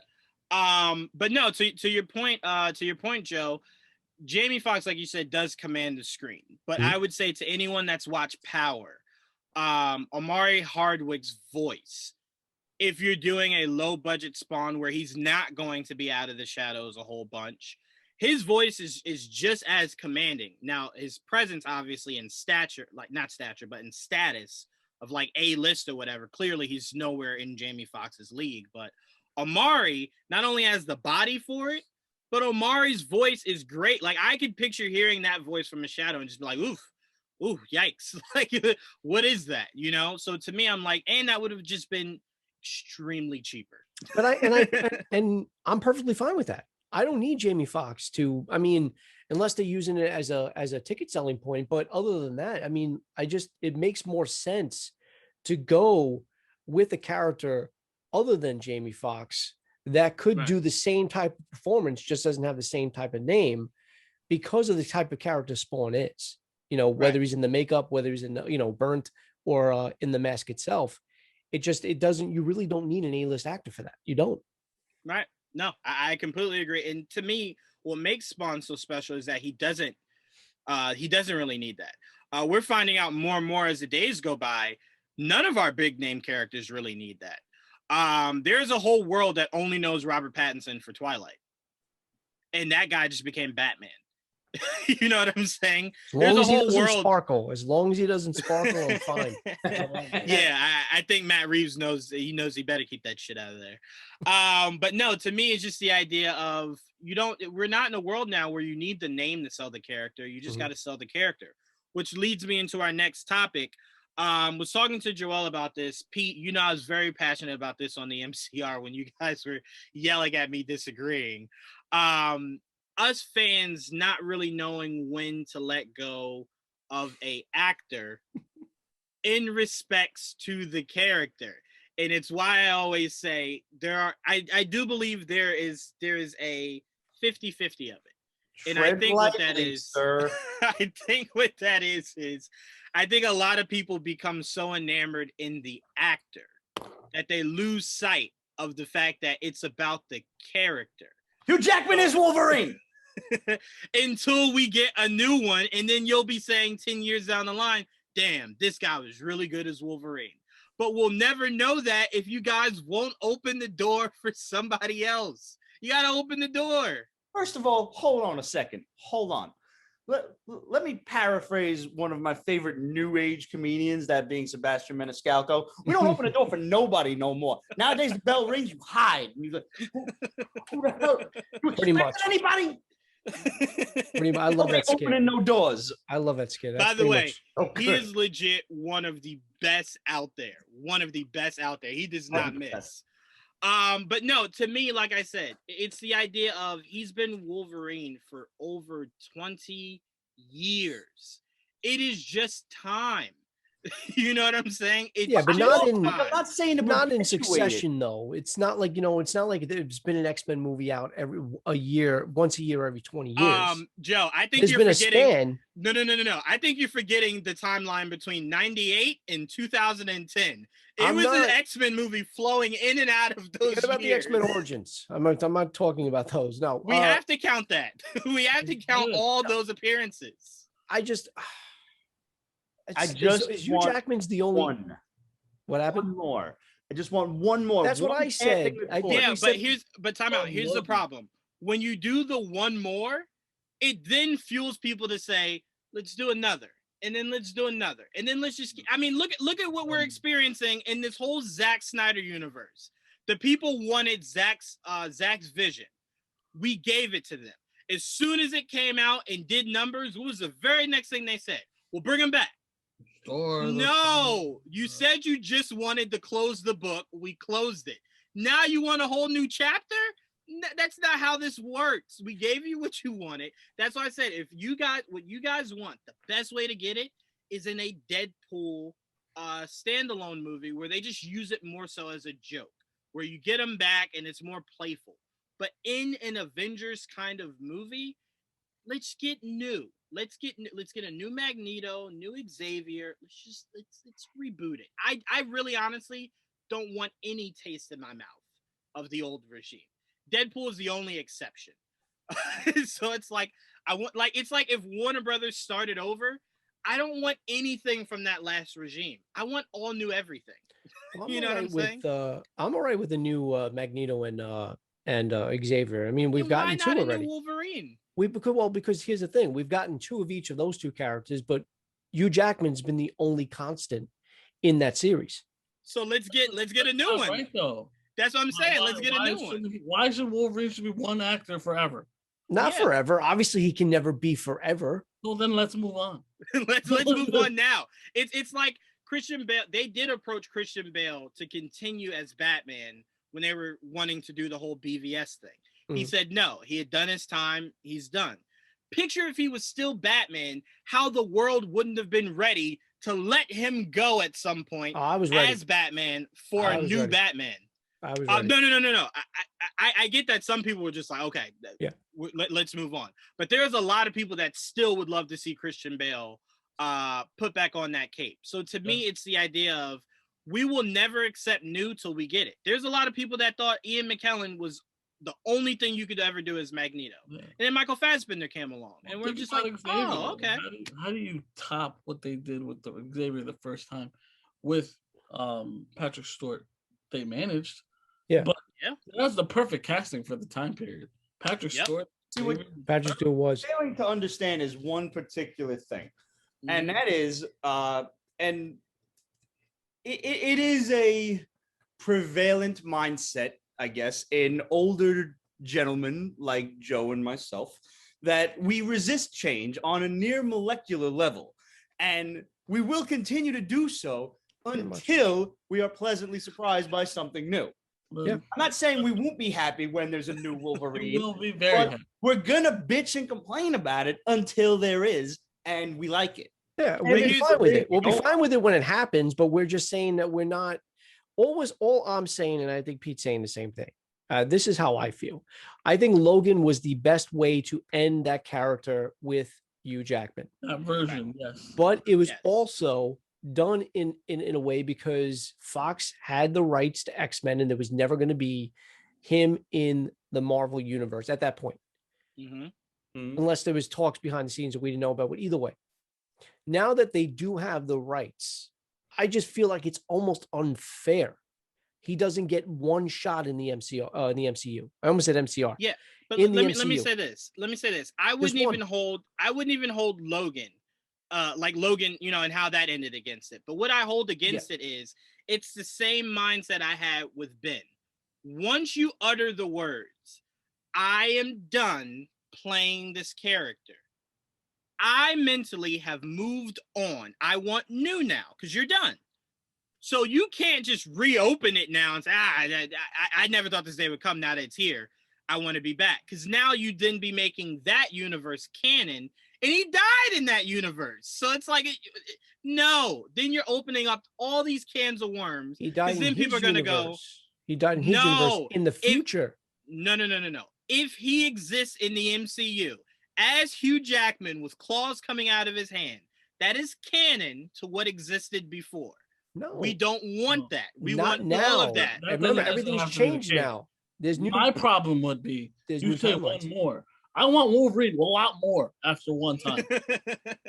Not just one more time. I want Wolverine to continue. No, you can have different versions. No, you'll have different versions. What do you mean different? I just want one Wolverine. Different Look, versions. I need one Wolverine, and I want him to continue in the MCU. Hugh Jackman's gone. That's the reason I want him gone. Not because I don't love him. I love Hugh Jackman, but I want to see Wolverine interact with the MCU, and Hugh Jackman doesn't have, no offense, the legs to keep going. All right. Right. So it's the same. This is the same. Here's the same premise. This is the way I'm looking at it. Tom Holland is our Spider-Man, right? We're going to get Miles Morales. We're going to get whatever. But Tom Holland right now is our Spider-Man. Right. Mm-hmm. Hopefully, we're also going to see Toby, and also we're going to see Andrew. We're going to get those versions of the Spider-Man. Doesn't necessarily mean they're taking over, or we're not going to get Tom Holland from the future, in the future, and so on and so forth. What you're saying. All right. So with Hugh Jackman, that version of Wolverine, you can still move on because once everything is reset, I'm And talking that's about why the timelines being all messed up. And that's why I said put him And in I'm a Deadpool fine with movie. that if they establish the new one first, because then it'll make sense in the MCU. Okay, Right? Like, all right, old meets new. that's and you're fine. like, oh, then I'm it's fine with cool. that. Yeah, I'm fine with that. Like we're doing with Spider-Man. Then it Yeah. makes sense. I'm fine with that. Right. But I can't have it where you have Hugh Jackman show up and no one knows who the fuck that is because he Right. hasn't been introduced yet. Well, no one knows who the fuck mutants are. Right, exactly. There's no Right. way. That's the whole thing. We haven't even established that yet. So Yeah, that's so if you want to do it like that and there's some type of weird like I'm all right with that. Yes, I That's see your fine, that's point fine. now I mean, too. Establish the to- new Wolverine first, and then yes, that would be a cool way to bring in you then. But I just always go back to, what, 3 years ago, 4 years ago, everybody and their mom is just like, Wesley Snipes, that's my Blade. He's going to come back at some point. And then I will tell you guys again, when me and Joel read across Twitter that he walked across that stage and put the Blade hat on, didn't even think about Wesley Snipes. I will It was just find that like, video, I promise you. I am okay moving on. And look, with I was one of Mahershala those Ali. that would have loved to see Wesley Snipes come back and play. I would have loved it. Would have loved it. But as soon as that motherfucker put on that hat, I was like, who? I was like, all right.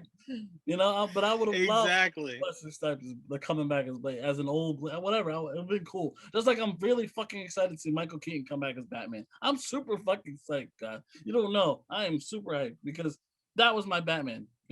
See, even those old ass wearing the costume, I cannot wait to see him in costume again. I'm gonna get super happy with that.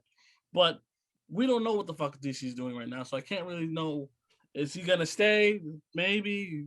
That's a freaking hodgepodge of who knows what the fuck.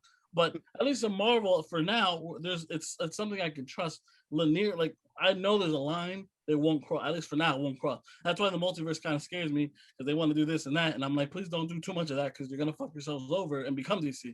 Be Marvel, do what you do, and fix that timeline shit later. Just have fun with it for now, but eventually tighten shit up because that's what they do so well.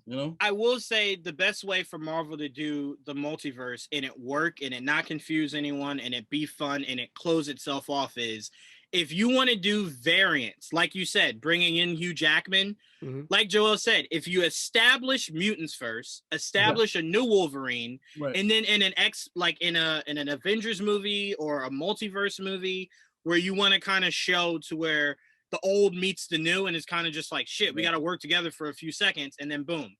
We know that we have a new Wolverine. This was just kind of tongue in cheek. Traditional old man Logan and it's Hugh Right. Jackman. That'd be fucking Right. cool. We would accept that, but to me, it's the idea of if Hugh Jackman is the first thing people see, they will never allow new because in their mind, that's what's going to continue is Right. Hugh Jackman. Yeah. So it's just the idea of you want to introduce the new, and then you can play around.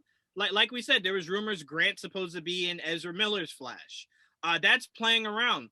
But if you didn't already establish Grant Gustin as Flash, and you introduce Ezra first and just put Grant in there, a lot of people would go, well, does this movie end where Grant's the new Flash? Like, what are you doing? What is this? So to me, it's like, you don't want to get, you don't want to confuse things. And in a multiverse, it's already confusing The enough. best thing about what the old X-Men did that they can do now is that the old X-Men movies didn't do it right at all the first time. Yeah. So we can fix it now. We can do it right. Everybody, all the characters can be done right. Yes, we're going to be a little more woke, and they're going to be different types of mutants are going to have different colors, and now it's going to be white people. So that's going to happen. But I'm just going to say, we're gonna be able to see the X-Men done more correct by the character. You know, Right. the costumes more correct by the character. They're gonna fit into this, hopefully into this universe the right way. We're gonna probably get a Wolverine that's more. I would love a shorter Wolverine. I really would. Yes. I'm 6'2". I get it. He's fucking tall is weird. He's taller than Cyclops. That always made me fucking weird. I'm 5'5", and frankly, I want to be represented too. There you go. Same here, Short Pete. people Same exist. here. You know what I mean? We exist. We Right. do. We do. Seriously. I'm We do. 5'9", so I'm just average height at this point. So Like Thanks. people always assume it's Thanks, either Joel. like LeBron James height or Keebler Elf. Like, no, there's an in between, and we're that in between. So we want to be around represented. 6 feet tall. You know what I mean? Unless you're tall like what's his name, Robert Downey Jr. was like 5'6" or whatever it was. Right. But luckily for him, there's like that suit is like its own still. Yeah, for Iron Man, you can get away with it. For Tony Stark, yeah. Right. Yeah, I always thought it was weird that when he steps into the suit, once he's fully in it, the suit's taller than he is. So it's like, how did you perfectly step into this shit when you're not the same height as the suit? Yeah, like what happened? But no, like I said, my love will always be for the characters, and my respect will always be for the actors. But I never muddy it to where I'm always like, that's why it hurt when Ben was like, I'm gone, but I accepted it because I just want to see Batman. That's my point at the end of the But in day. fairness, I just Ben want was Batman. Batman for a movie and a half. Yeah. No. What I'm saying is my attachment was more to the character, not the actor. So when he Gotcha. decided he wanted to go, it hurt. Trust and believe. It didn't hurt no one more than it hurt me. But I just wanted to continue to see Batman. I was man. It probably took right up until the clock ended. I'm my not denial. I was in denial too. I didn't want it to happen. I spoke. Look, until it happens, and look, eventually I gave up. I'm like, he's gone. He's fucking gone. I still didn't accept it at that point, and I'll even say, it took a long time for me to accept Tom Holland. Because I did want Andrew to continue. I thought they did Andrew dirty as hell. I thought he should have continued. It wasn't until Tom posted that photo of the bangs coming down, looking just like the ultimate Peter Parker, that I said, God damn it, put him in. Put him in. I'll take it. Put him in. But no, like I said, Andrew suffered a problem that a lot of, unfortunately, like comic book actors do, in that he was great and the rest of the movie sucked around him. Yeah. Not that first one. That first one, I think still stands. That first Amazing one still Spider-Man. stands. The first one wasn't bad. I did enjoy it. The second one was hard. Costume was I iffy. didn't. I was just about to say, Joel. That's why we're right here. I was just about to say I did not like that costume. Currently, Satan is deciding what my room in hell is going to be, whether it's Spider-Man 3 or Amazing Spider-Man 2. I would If I had say to choose, I would go with Spider-Man 3. no. if I I will had to. take Techno Electro over Spider-Man 3 any day. I'm sorry. I'm sorry. Me too. Yeah, because I'm sorry. Him coming out of that clothing store All right. dancing, all right. Come on. can't do that shit, man. I don't I know. Can't mean, do but it Bryce again. Dallas Howard is really cute, though. So. He is. She It is. made me wonder. She I'm like, really they should have is. swapped it. I'm like, damn, that should have been Mary Jane. And this girl like Gwen. That is true. You know what's so crazy? It always blocks it out of my mind that she was ever in that movie. I So know. when people say that, I always have to dig deep of like, Spider-Man 3 oh had my some God, good she was. action sequences too.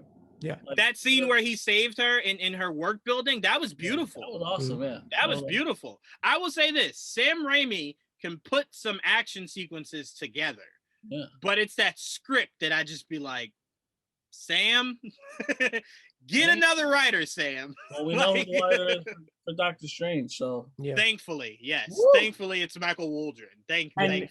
You know what? Credit to where it is due. Speaking of actors who were great in the role and the rest of the movie sucked around him, Thomas Aiden Church as Sandman was phenomenal. He was good.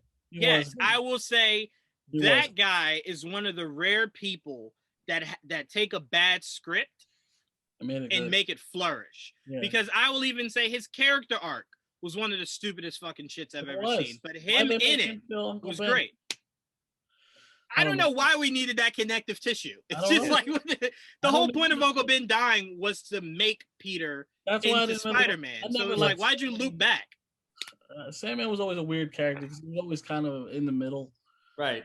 And it's like it works as a part of a team. I didn't mind him Right. as a six, He but- kind of reminds me a little bit of Hydro Man, to where he's not really full villain. Like, he does villainous shit, but he's not a full bad guy.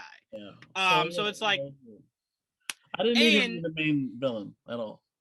and I didn't need, like, the movie starts where you're just like, oh man, this is gonna be him and Hobgoblin, and then it takes 8 different turns, and you get 8 different other villains, and then you land to where it's just like Venom, Hobgoblin, and Sandman is who he had to fight in this movie, and it's just like, why? Why not just slim that down tremendously? Just Venom. Sports Green Like- Goblin. But He's here's not a the villain. funny thing. Venom is so strong himself, you kind of think to yourself, why was there a need for Sandman? Is You know Venom what not really enough? pissed me off about Spider-Man 3?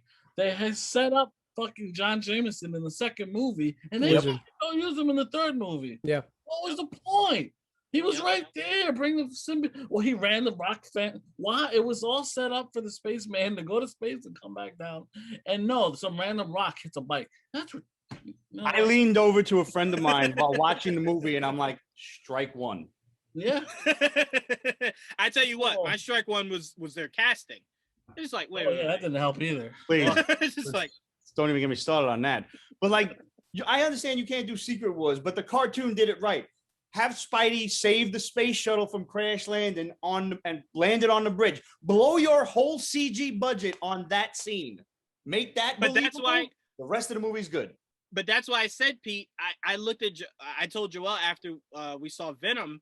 That was one of the things that made me kind of giddy. It was Jameson's son Yeah. that brought it back to Earth, and it was just like, are you gonna ignore it this time too? Like, you're just gonna continuously have this man bring it and never give him the spoils of it. Like, come Was, on. Jameson's son Manwolf in the comics?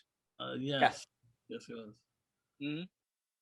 Well, some people thought when he jumped to Mary Jane when we were watching the movie, Oh, they wow. thought that he was going to have abilities where he was going to be Manwolf, because the way he jumped, he was in the air for a good amount of time. So everybody's like, "Oh my God, it's Manwolf." Well, I'm gonna be honest with you.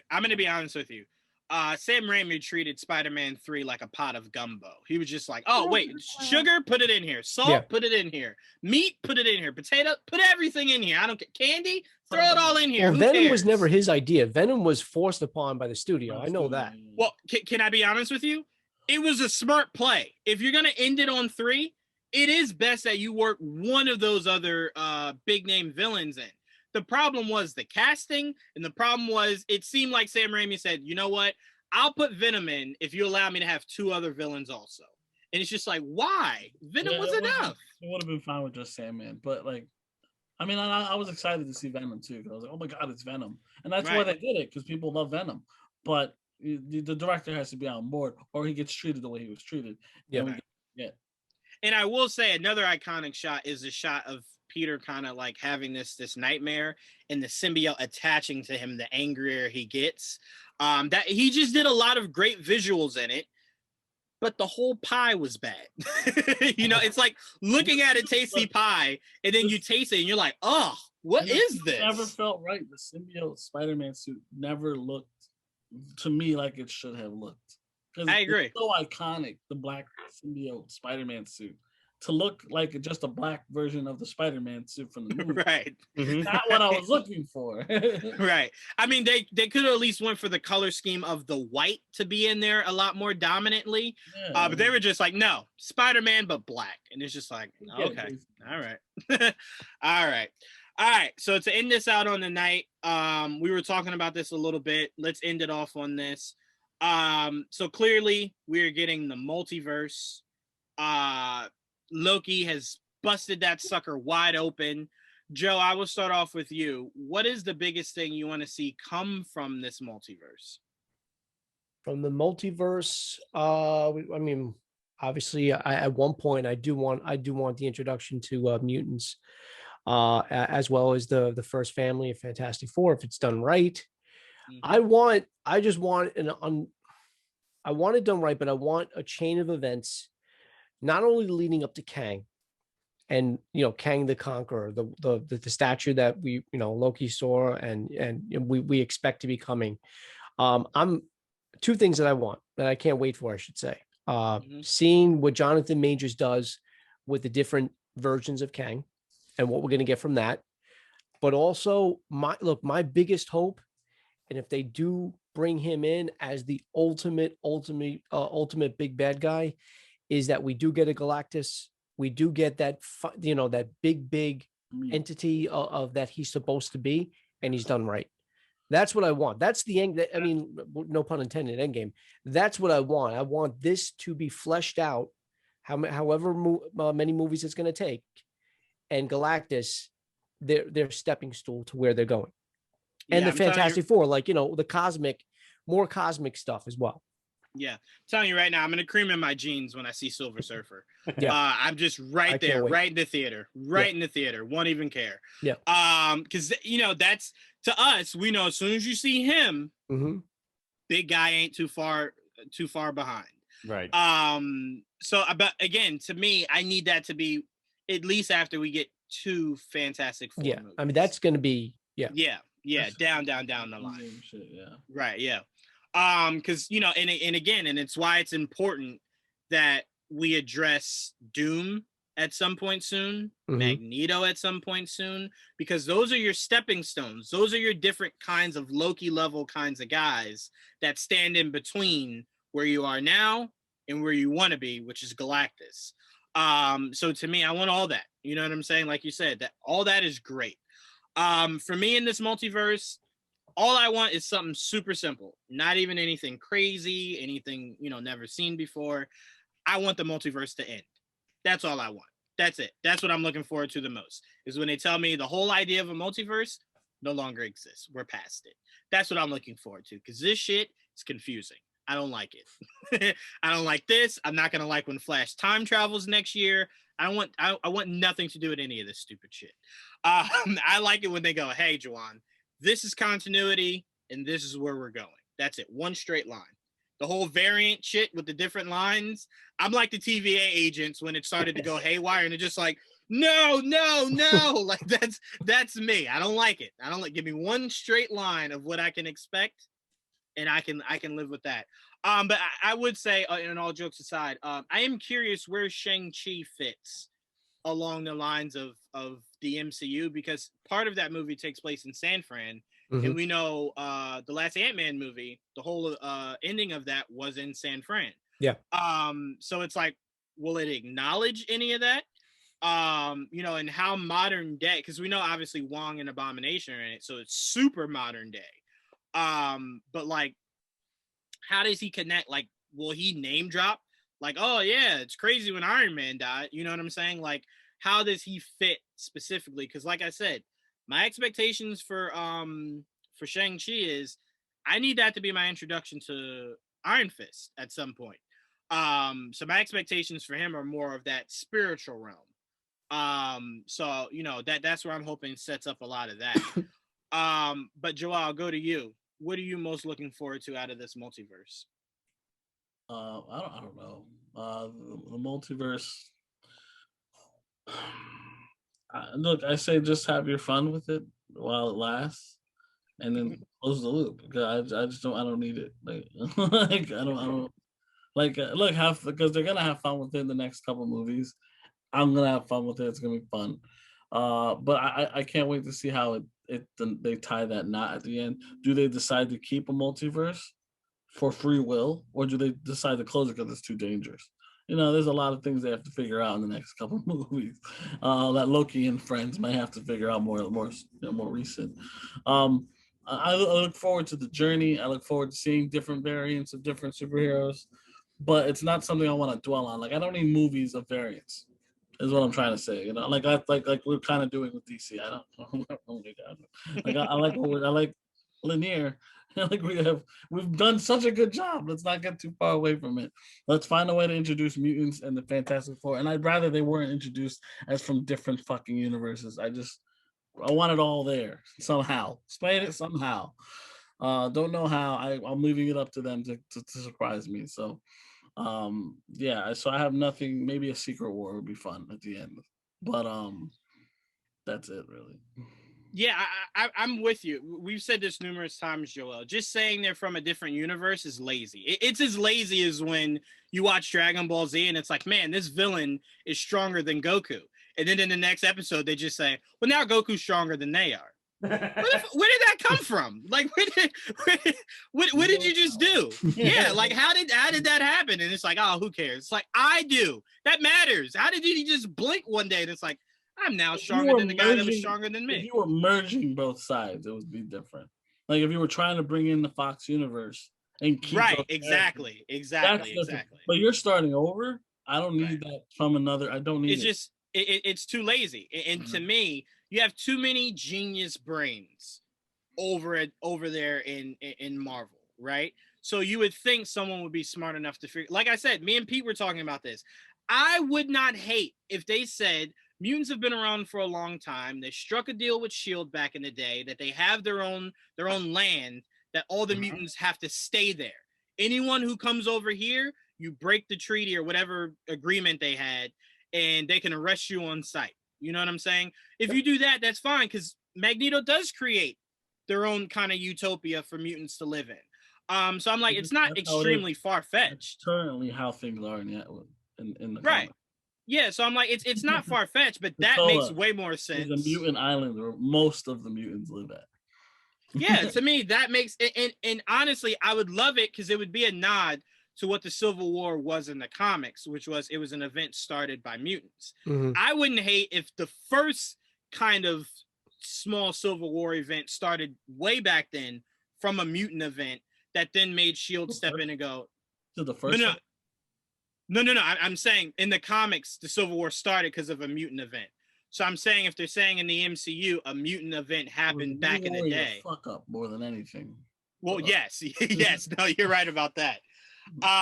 But to me, I would rather them live on an island that SHIELD forced them to live on, rather than you saying, nope, a bubble popped open and they just walked out of it. So you're telling me over 100 different mutants just stepped out of that one bubble. That's what you're telling me. One person, like if Deadpool did it, I could accept that. But you're telling me all mutant kind just stepped out of that one bubble and they're here now? Yeah, it's hard. Yeah, come on, don't do that. So just them making it make sense. The Fantastic Four is easy because that should never be an idea if they have to come from a bubble. You could literally just say they were made today if you wanted to. So that's the easier of it. But because Magneto and Xavier exist, you can't get, and I'm sorry, Wolverine, you can't get away with saying you just made them in a lab yesterday. It's like, no, you can't do that.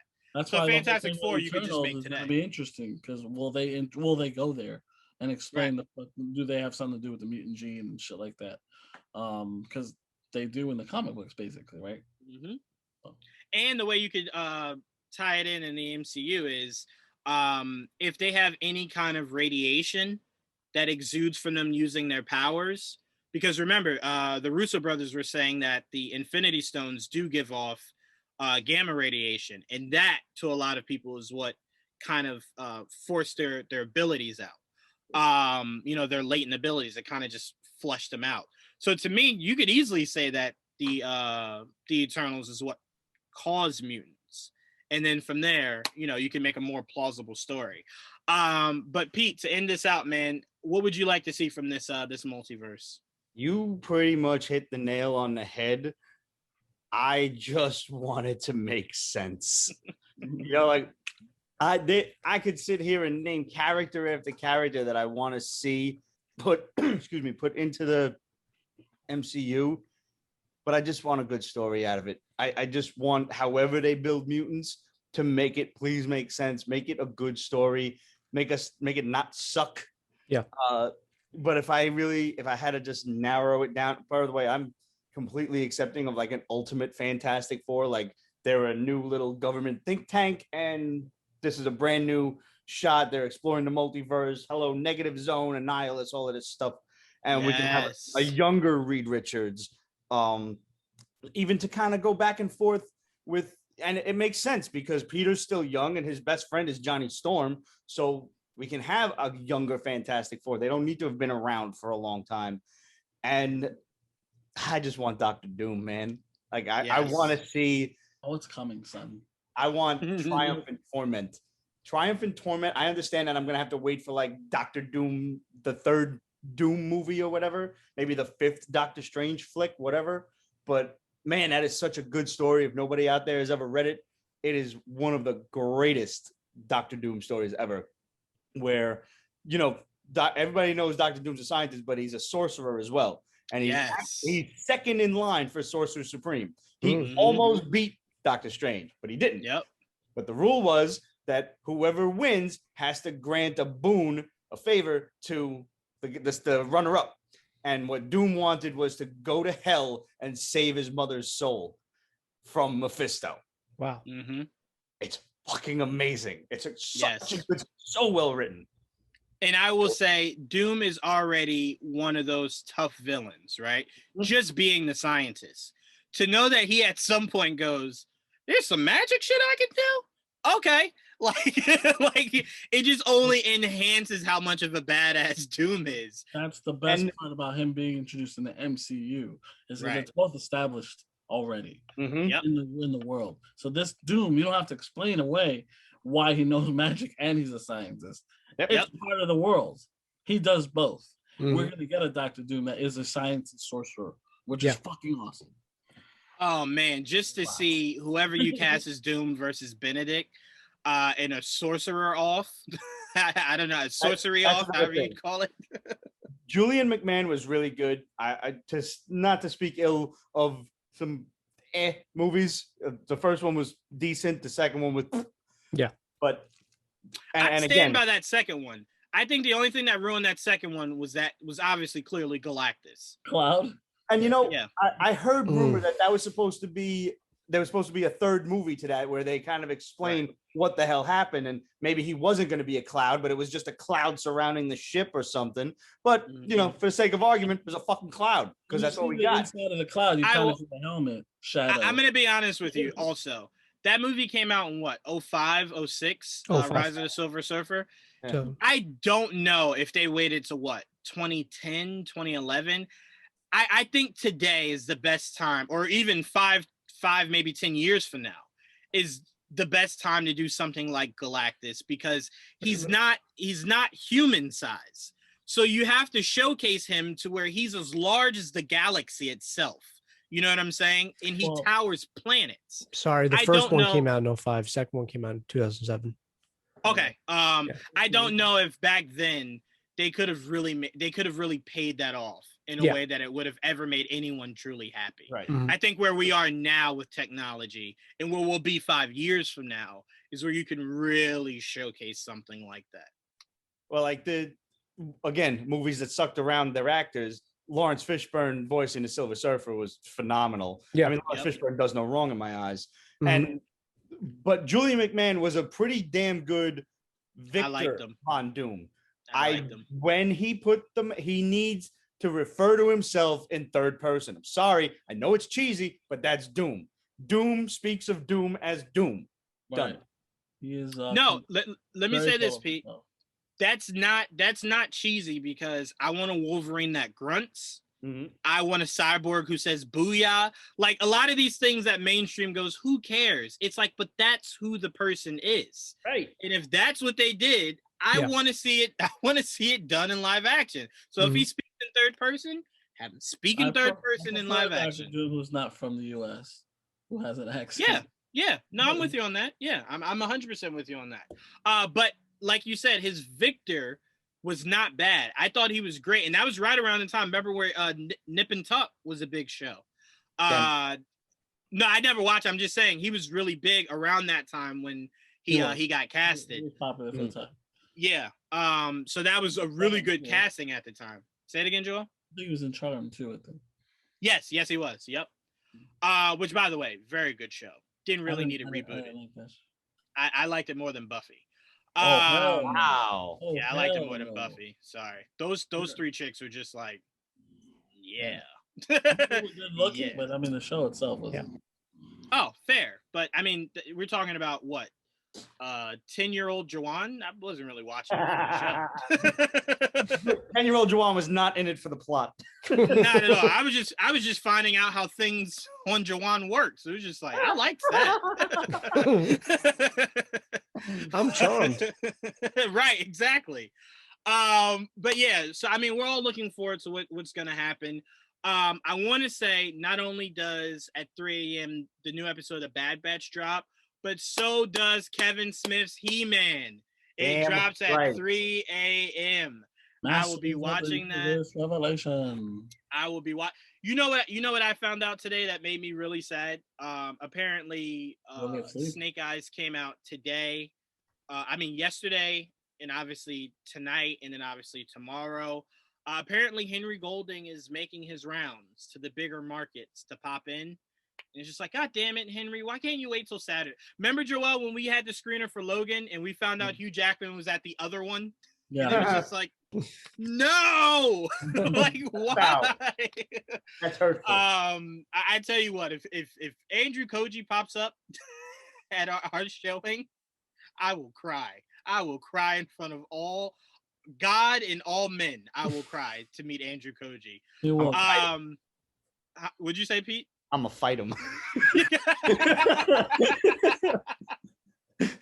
I will say this.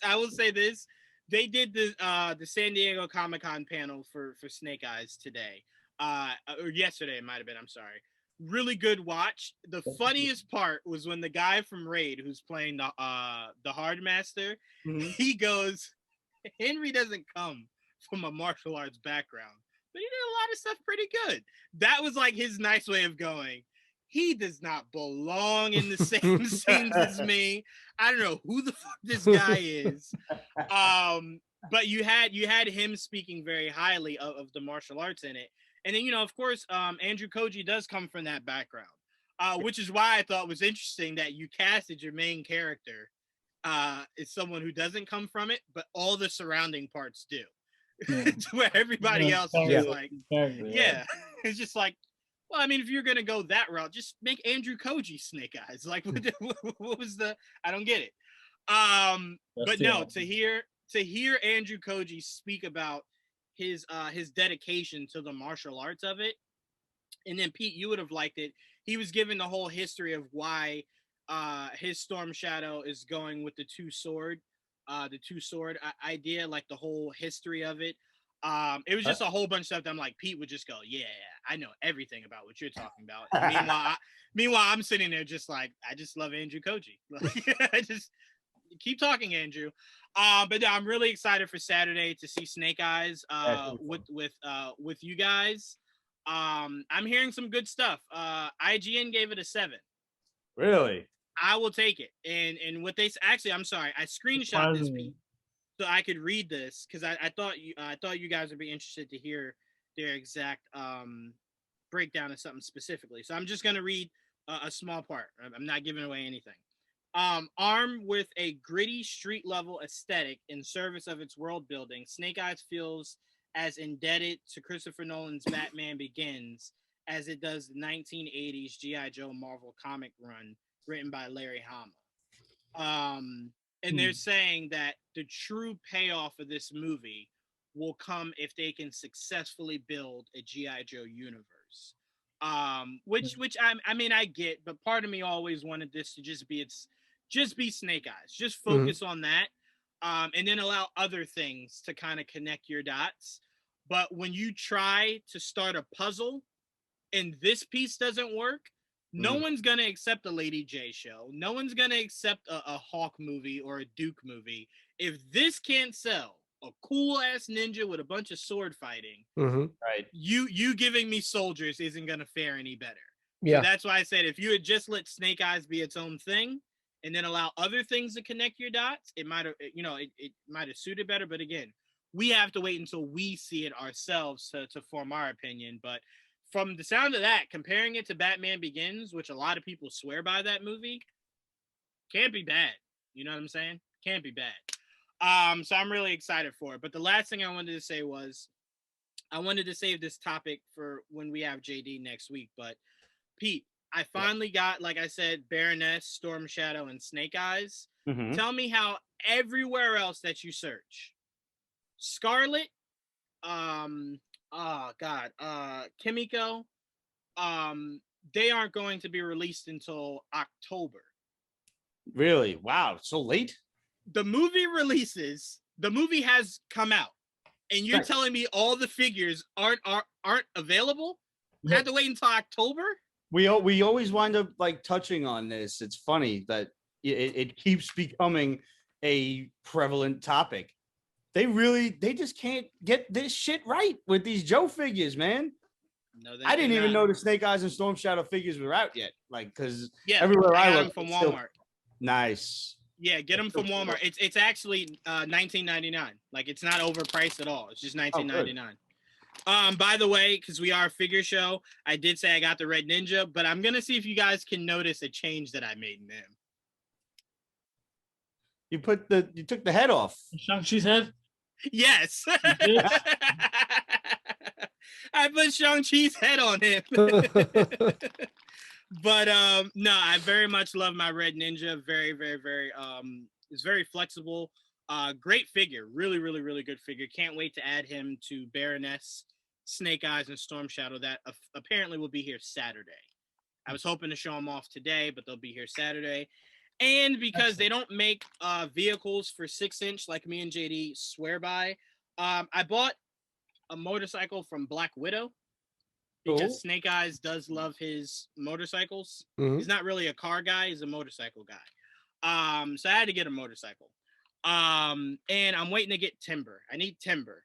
That's really what you know how you guys are looking for everything else with this Snake Eyes movie. I'm like, timber better show up in this shit. Anyone who's 100% not right. aware, Timber is his pet wolf. Not pet I dog. named my dog Pet Timber. wolf. That Cool. is one of the best.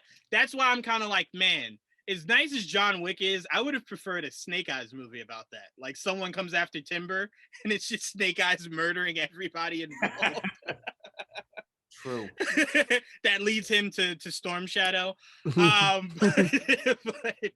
But anyway, guys, make sure you guys are checking out He-Man over the course of this weekend. Make sure you check out Snake Eyes. And Joe, I'm going to continue to beg you to dig back into Clone Wars, Rebels, and then start your journey of Bad Batch. I will beg that of you every day of the week. Hey, I'm on the third episode. episode of Bad Batch, so I'm almost caught up to you guys. Okay, good. Wait. Did you watch Rebels? I think first 2 seasons. Okay. I did watch Rebels. Oh, you did watch Rebels. Okay. Yeah. Okay. So you knew who that was in the first episode. Yes. Okay. Good. And last thing is, wait, say it again, Joel. So yeah, that would have sucked. You're like, oh man, not wasted, but it's like Right. it would have been more fun if you watched Rebels first. Mhm. Exactly. And where they are now is more fun if you know Rebels. Yes. Last thing I wanted to end on, because this is just funny for 3 out of the 5 of us. Joel, Pete, you guys saw the finale of Flash? Yes. Okay. Did any of you have an issue with Duel of the Fates that they gave us? I was definitely in awe. I saw that on the internet. Why is this happening? But I'm like, I didn't get mad. I was okay. I just accepted it. I didn't get a lightsaber fight. I haven't seen a lightsaber fight in a while. I'll take it. Fuck Oh it. God, that. Right. Yes. You know what's funny, Joel? I didn't get upset either. Well, first of all, if there's anything that would have upset me in this episode, it's the 5 seconds of giving Iris speed. So that pissed me off. But by the way, Keon Linesdale did come out and make a statement that they did reach out to him to be a part of the episode. The timing just didn't match. Yeah. So I assume he plays Wally. Oh, okay, So- Wally. So I assume her getting speed was because you didn't have him. Yeah. Because there would have been no need for her to have it if you had Wally there. Right. What is he doing now? Like, did he quit acting or something? No, he was. No, acting. because he's doing commercials. Yeah, He just wanted to do other stuff besides the Flash, which is why I said just recast him. I don't get it. Just recast him. Do we, while we're on the subject, I know you wanted to get out of here, but are they No, go gonna ahead. are they recasting Elongated Man? Because Yes. he had like that accident. Like you could just rearrange his face. Yeah, Yeah. they're gonna recast. Yeah, him. they're gonna recast him. Yeah. Eventually. Which to me, you should take this somewhat as a blessing because that team is too big as it is. He should be someone who comes in and out, not a steady team member. So this is kind of a blessing in disguise. I did miss him. I'm not gonna lie. I did like his character. I liked him. A lot of this season, I kind of went, a lot of your problems would have been solved if you had elongated man. Like, he would have helped a lot. But no, I did enjoy the finale. I always love seeing Reverse Flash. I did have to say, Kavanaugh is the man. Speaking of Goku just powering up at his whim, I do love how Reverse Flash is like, how are you able to do that, Barry? And he's just like, I got faster, didn't you? And it's just like, Barry, you stay losing. When did you get faster? Like, I said that shit. Like, AOS, you're fucking fast now. You just got your ass whooped by 17 Godspeeds. You couldn't outrun. Now you're fucking fast. Because I'm like, when he said it, it was meant to be clever, but I'm like, that wasn't clever. That was stupid. When did you get faster?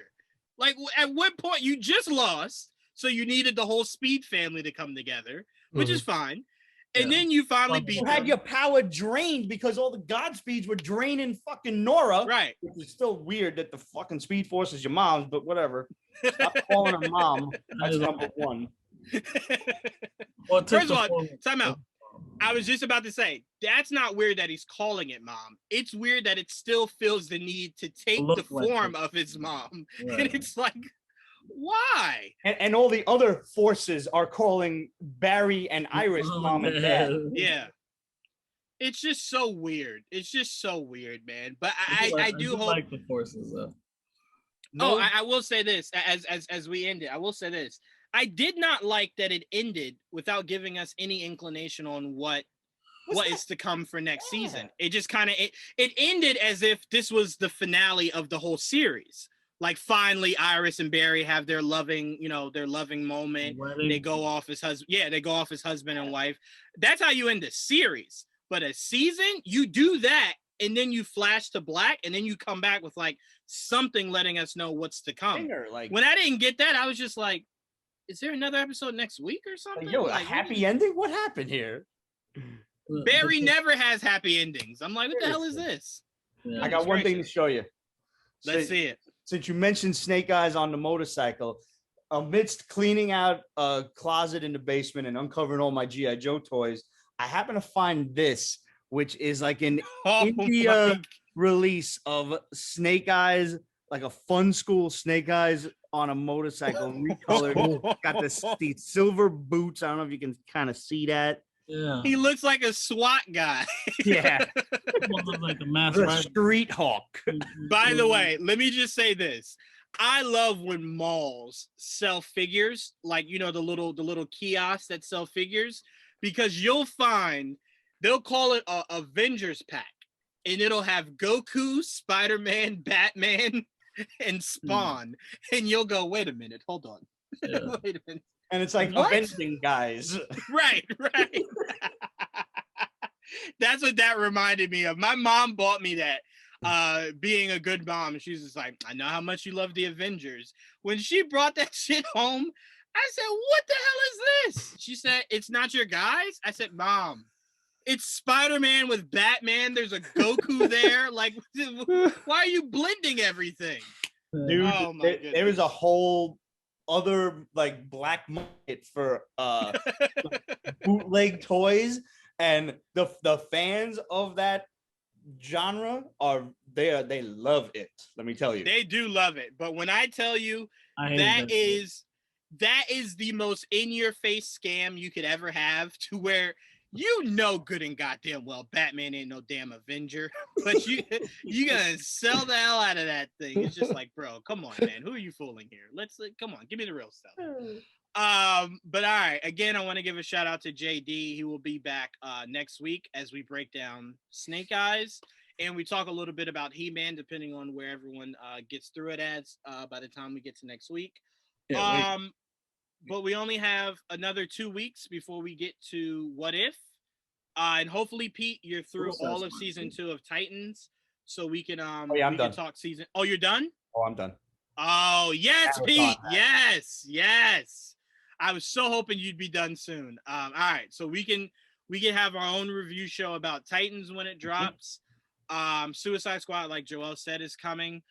By the way, John Cena is really feeding into this this character. He was just on the Jimmy Kimmel show in full costume. Full costume. Nice. And by the way, he said he walked down the street in LA in that costume and no one recognized him. Here's what I have to say to that. People keep going to these big markets that are flooded with people that are mainstream. Come to New Jersey, where it's not that mainstream. We will go, bitch, is that John Cena? Like, you won't just be able to, like when Henry Cavill did it when Man of Steel came out. He just walked around as Henry Cavill and no one realized that was Superman. It doesn't happen in smaller it doesn't happen in smaller areas. We will immediately go, that's Henry Cavill. Like, so hopefully they bring that shit to New Jersey. But anyway, I want to thank our special guest Joe. Thank you so much, Joe, for joining us. Make sure you guys check out Just Your Average Joe on YouTube. Thank you. You just broke down. You just did an episode about the Mets. Yeah, I know we have two Mets here and 2 Yankees, Joe. So it gets a little rough out here. And then possibly on Sunday, if all goes well, because I'm going out Saturday night. Possibly on Sunday, I'm going to be doing finally all 23 films for the MCU. You know, the Infinity Sagas, including what is it, Far From Home. I'm going to be doing the ranking of that. So yeah, I'll make sure I'm tuned in for that. I've had this list written out for like 2-3 months now. Just can't find a time with my co-host because it's such, it's 23 films you're talking about. I mean, we're not going to go in depth with every single film, but to rank 23 films, I thought about breaking it up, but I'm just going to do it in one stream. I mean, if you wanted to, you could just do it by phase. Yeah, no, that's true.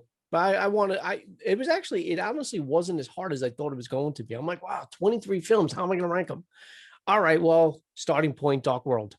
Yeah. There we go. I was gonna say, yeah.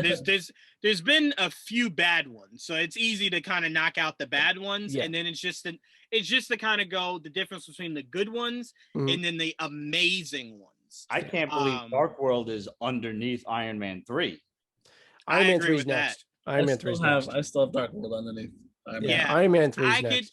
I could stomach Dark World way more than I could stomach Iron Man 3. Just way more. Dark World has Pat Dennings. Yes, exactly. Yeah. I will say Iron Man 3 is just a visceral spit in the face in every facet. At least Thor: The Dark World is just more so like, hey, I'm trying to be a bad movie. And I'm like, no, I get that. Iron Man 3 was trying to be too smart for its own good. Even Feige doubled down on it in an interview and said they knew that Mandarin couldn't work. So Shane Black had the idea of doing that with the Mandarin. Why did they think Mandarin couldn't work? Because they didn't. Here's the thing. Like how they didn't want to do a Black Widow movie years ago, having a woman lead, kind of just doing her own movie. I don't think they thought an Asian market was really going to sell as it would sell today. Back then, I mean, also the Asian would be the villain, and back then they're trying to sell to China, and then all of a sudden they're an Asian villain and not a hero. You know what I mean? Right. And think about tomorrow, because think about how much they changed of Shang-Chi because they didn't want to upset their Asian demographic. They're barely calling the Mandarin in the movie. Yeah, he's probably going to be called Wenwu a lot. Yeah. Right. Exactly. Which again, I just want it to be one of those he who shall not be named kind of things, but I do want to hear the name Mandarin at some point. Yeah. You don't have to call him that every time you see him, because obviously Shang-Chi deals with the Mandarin. That's his dad. He wouldn't call him Mandarin. Right. He would call him Dad. So I don't need to hear that often. But if anybody else comes against Mandarin, like maybe Doom has a running in, Doctor Strange has a run-in with him, Mandarin. That should be his name. I don't want to hear Wenwu. I've come to fight you. Like, who's that? Oh, that's right. That's him. No, Mandarin. Not that many people should know his real name. Yeah. Right. Exactly. But all right. So we got a lot of stuff coming for you guys. What If coming, Suicide Squad coming, good What am week, I man. forgetting? Yeah, Yeah, man. Suicide It's Squad a lot. the week before. You got Stargirl coming out. Let's say the Yes. week. You Yep. got Titan season 3 coming out. Oh my God, that's a big Yeah. week. What a time, leading us right into the month of September for Yeah. Shang-Chi. So yeah, so we're gonna, and then the month after that, Venom and Carnage. So we're gonna be eating good all the way through to January. So shout out for us geeks, and they just confirmed Hawkeye and Miss Marvel will be this year, which we already pretty much assumed that at least one of them would come out this year. It's just a matter of right. I assume Miss Marvel would be more so Christmas, and Hawkeye would probably be your October, November. I think So Miss Marvel then- first. So then no, Really? no Mandalorian. Oh heck no. No, Book of Boba. Boba is coming out. No, even instead. still, no, even so, even if you swap them out and you say Mandalorian's gonna be next year and you're gonna have Book of Boba. So when does Book of Boba start? No, Book of Boba is this year. Mandalorian's next year. Right. Right. No, I know, but that was generally around the time was October into almost right before Christmas. So Right. so what happened? Like, you know what I'm saying, with all the movies that are coming out, especially in October. Oh, you're asking why did the Mandalorian get pushed? No, where Where's it does gonna fit? Hawkeye fit in? Where do they fit in now? I think Hawkeye will be in November, Oh, and it'll finish, and then that'll Book of Boba will probably go December to January. Okay. but also look at it like this. I don't think they have a problem because remember Loki was at the same time as Bad Batch. So I don't think they have a true True. problem with any because You're right. remember Marvel shows are Wednesday, Star Wars is That's true. Friday. Yeah. So I don't think they would have any issue with them being Crossover. concurrent to each other. Yeah. I mean, Makes that'd sense. be You know- cool. Imagine that, like Marvel for Wednesday and then Star Wars. I would love that. Yeah. No. I don't want to think Not about for that because I would have to review them both in the span of between Wednesday and Friday. Yeah. And I don't want to do that. That's too much for me. But all right, guys, it could happen. If it does, I will cry.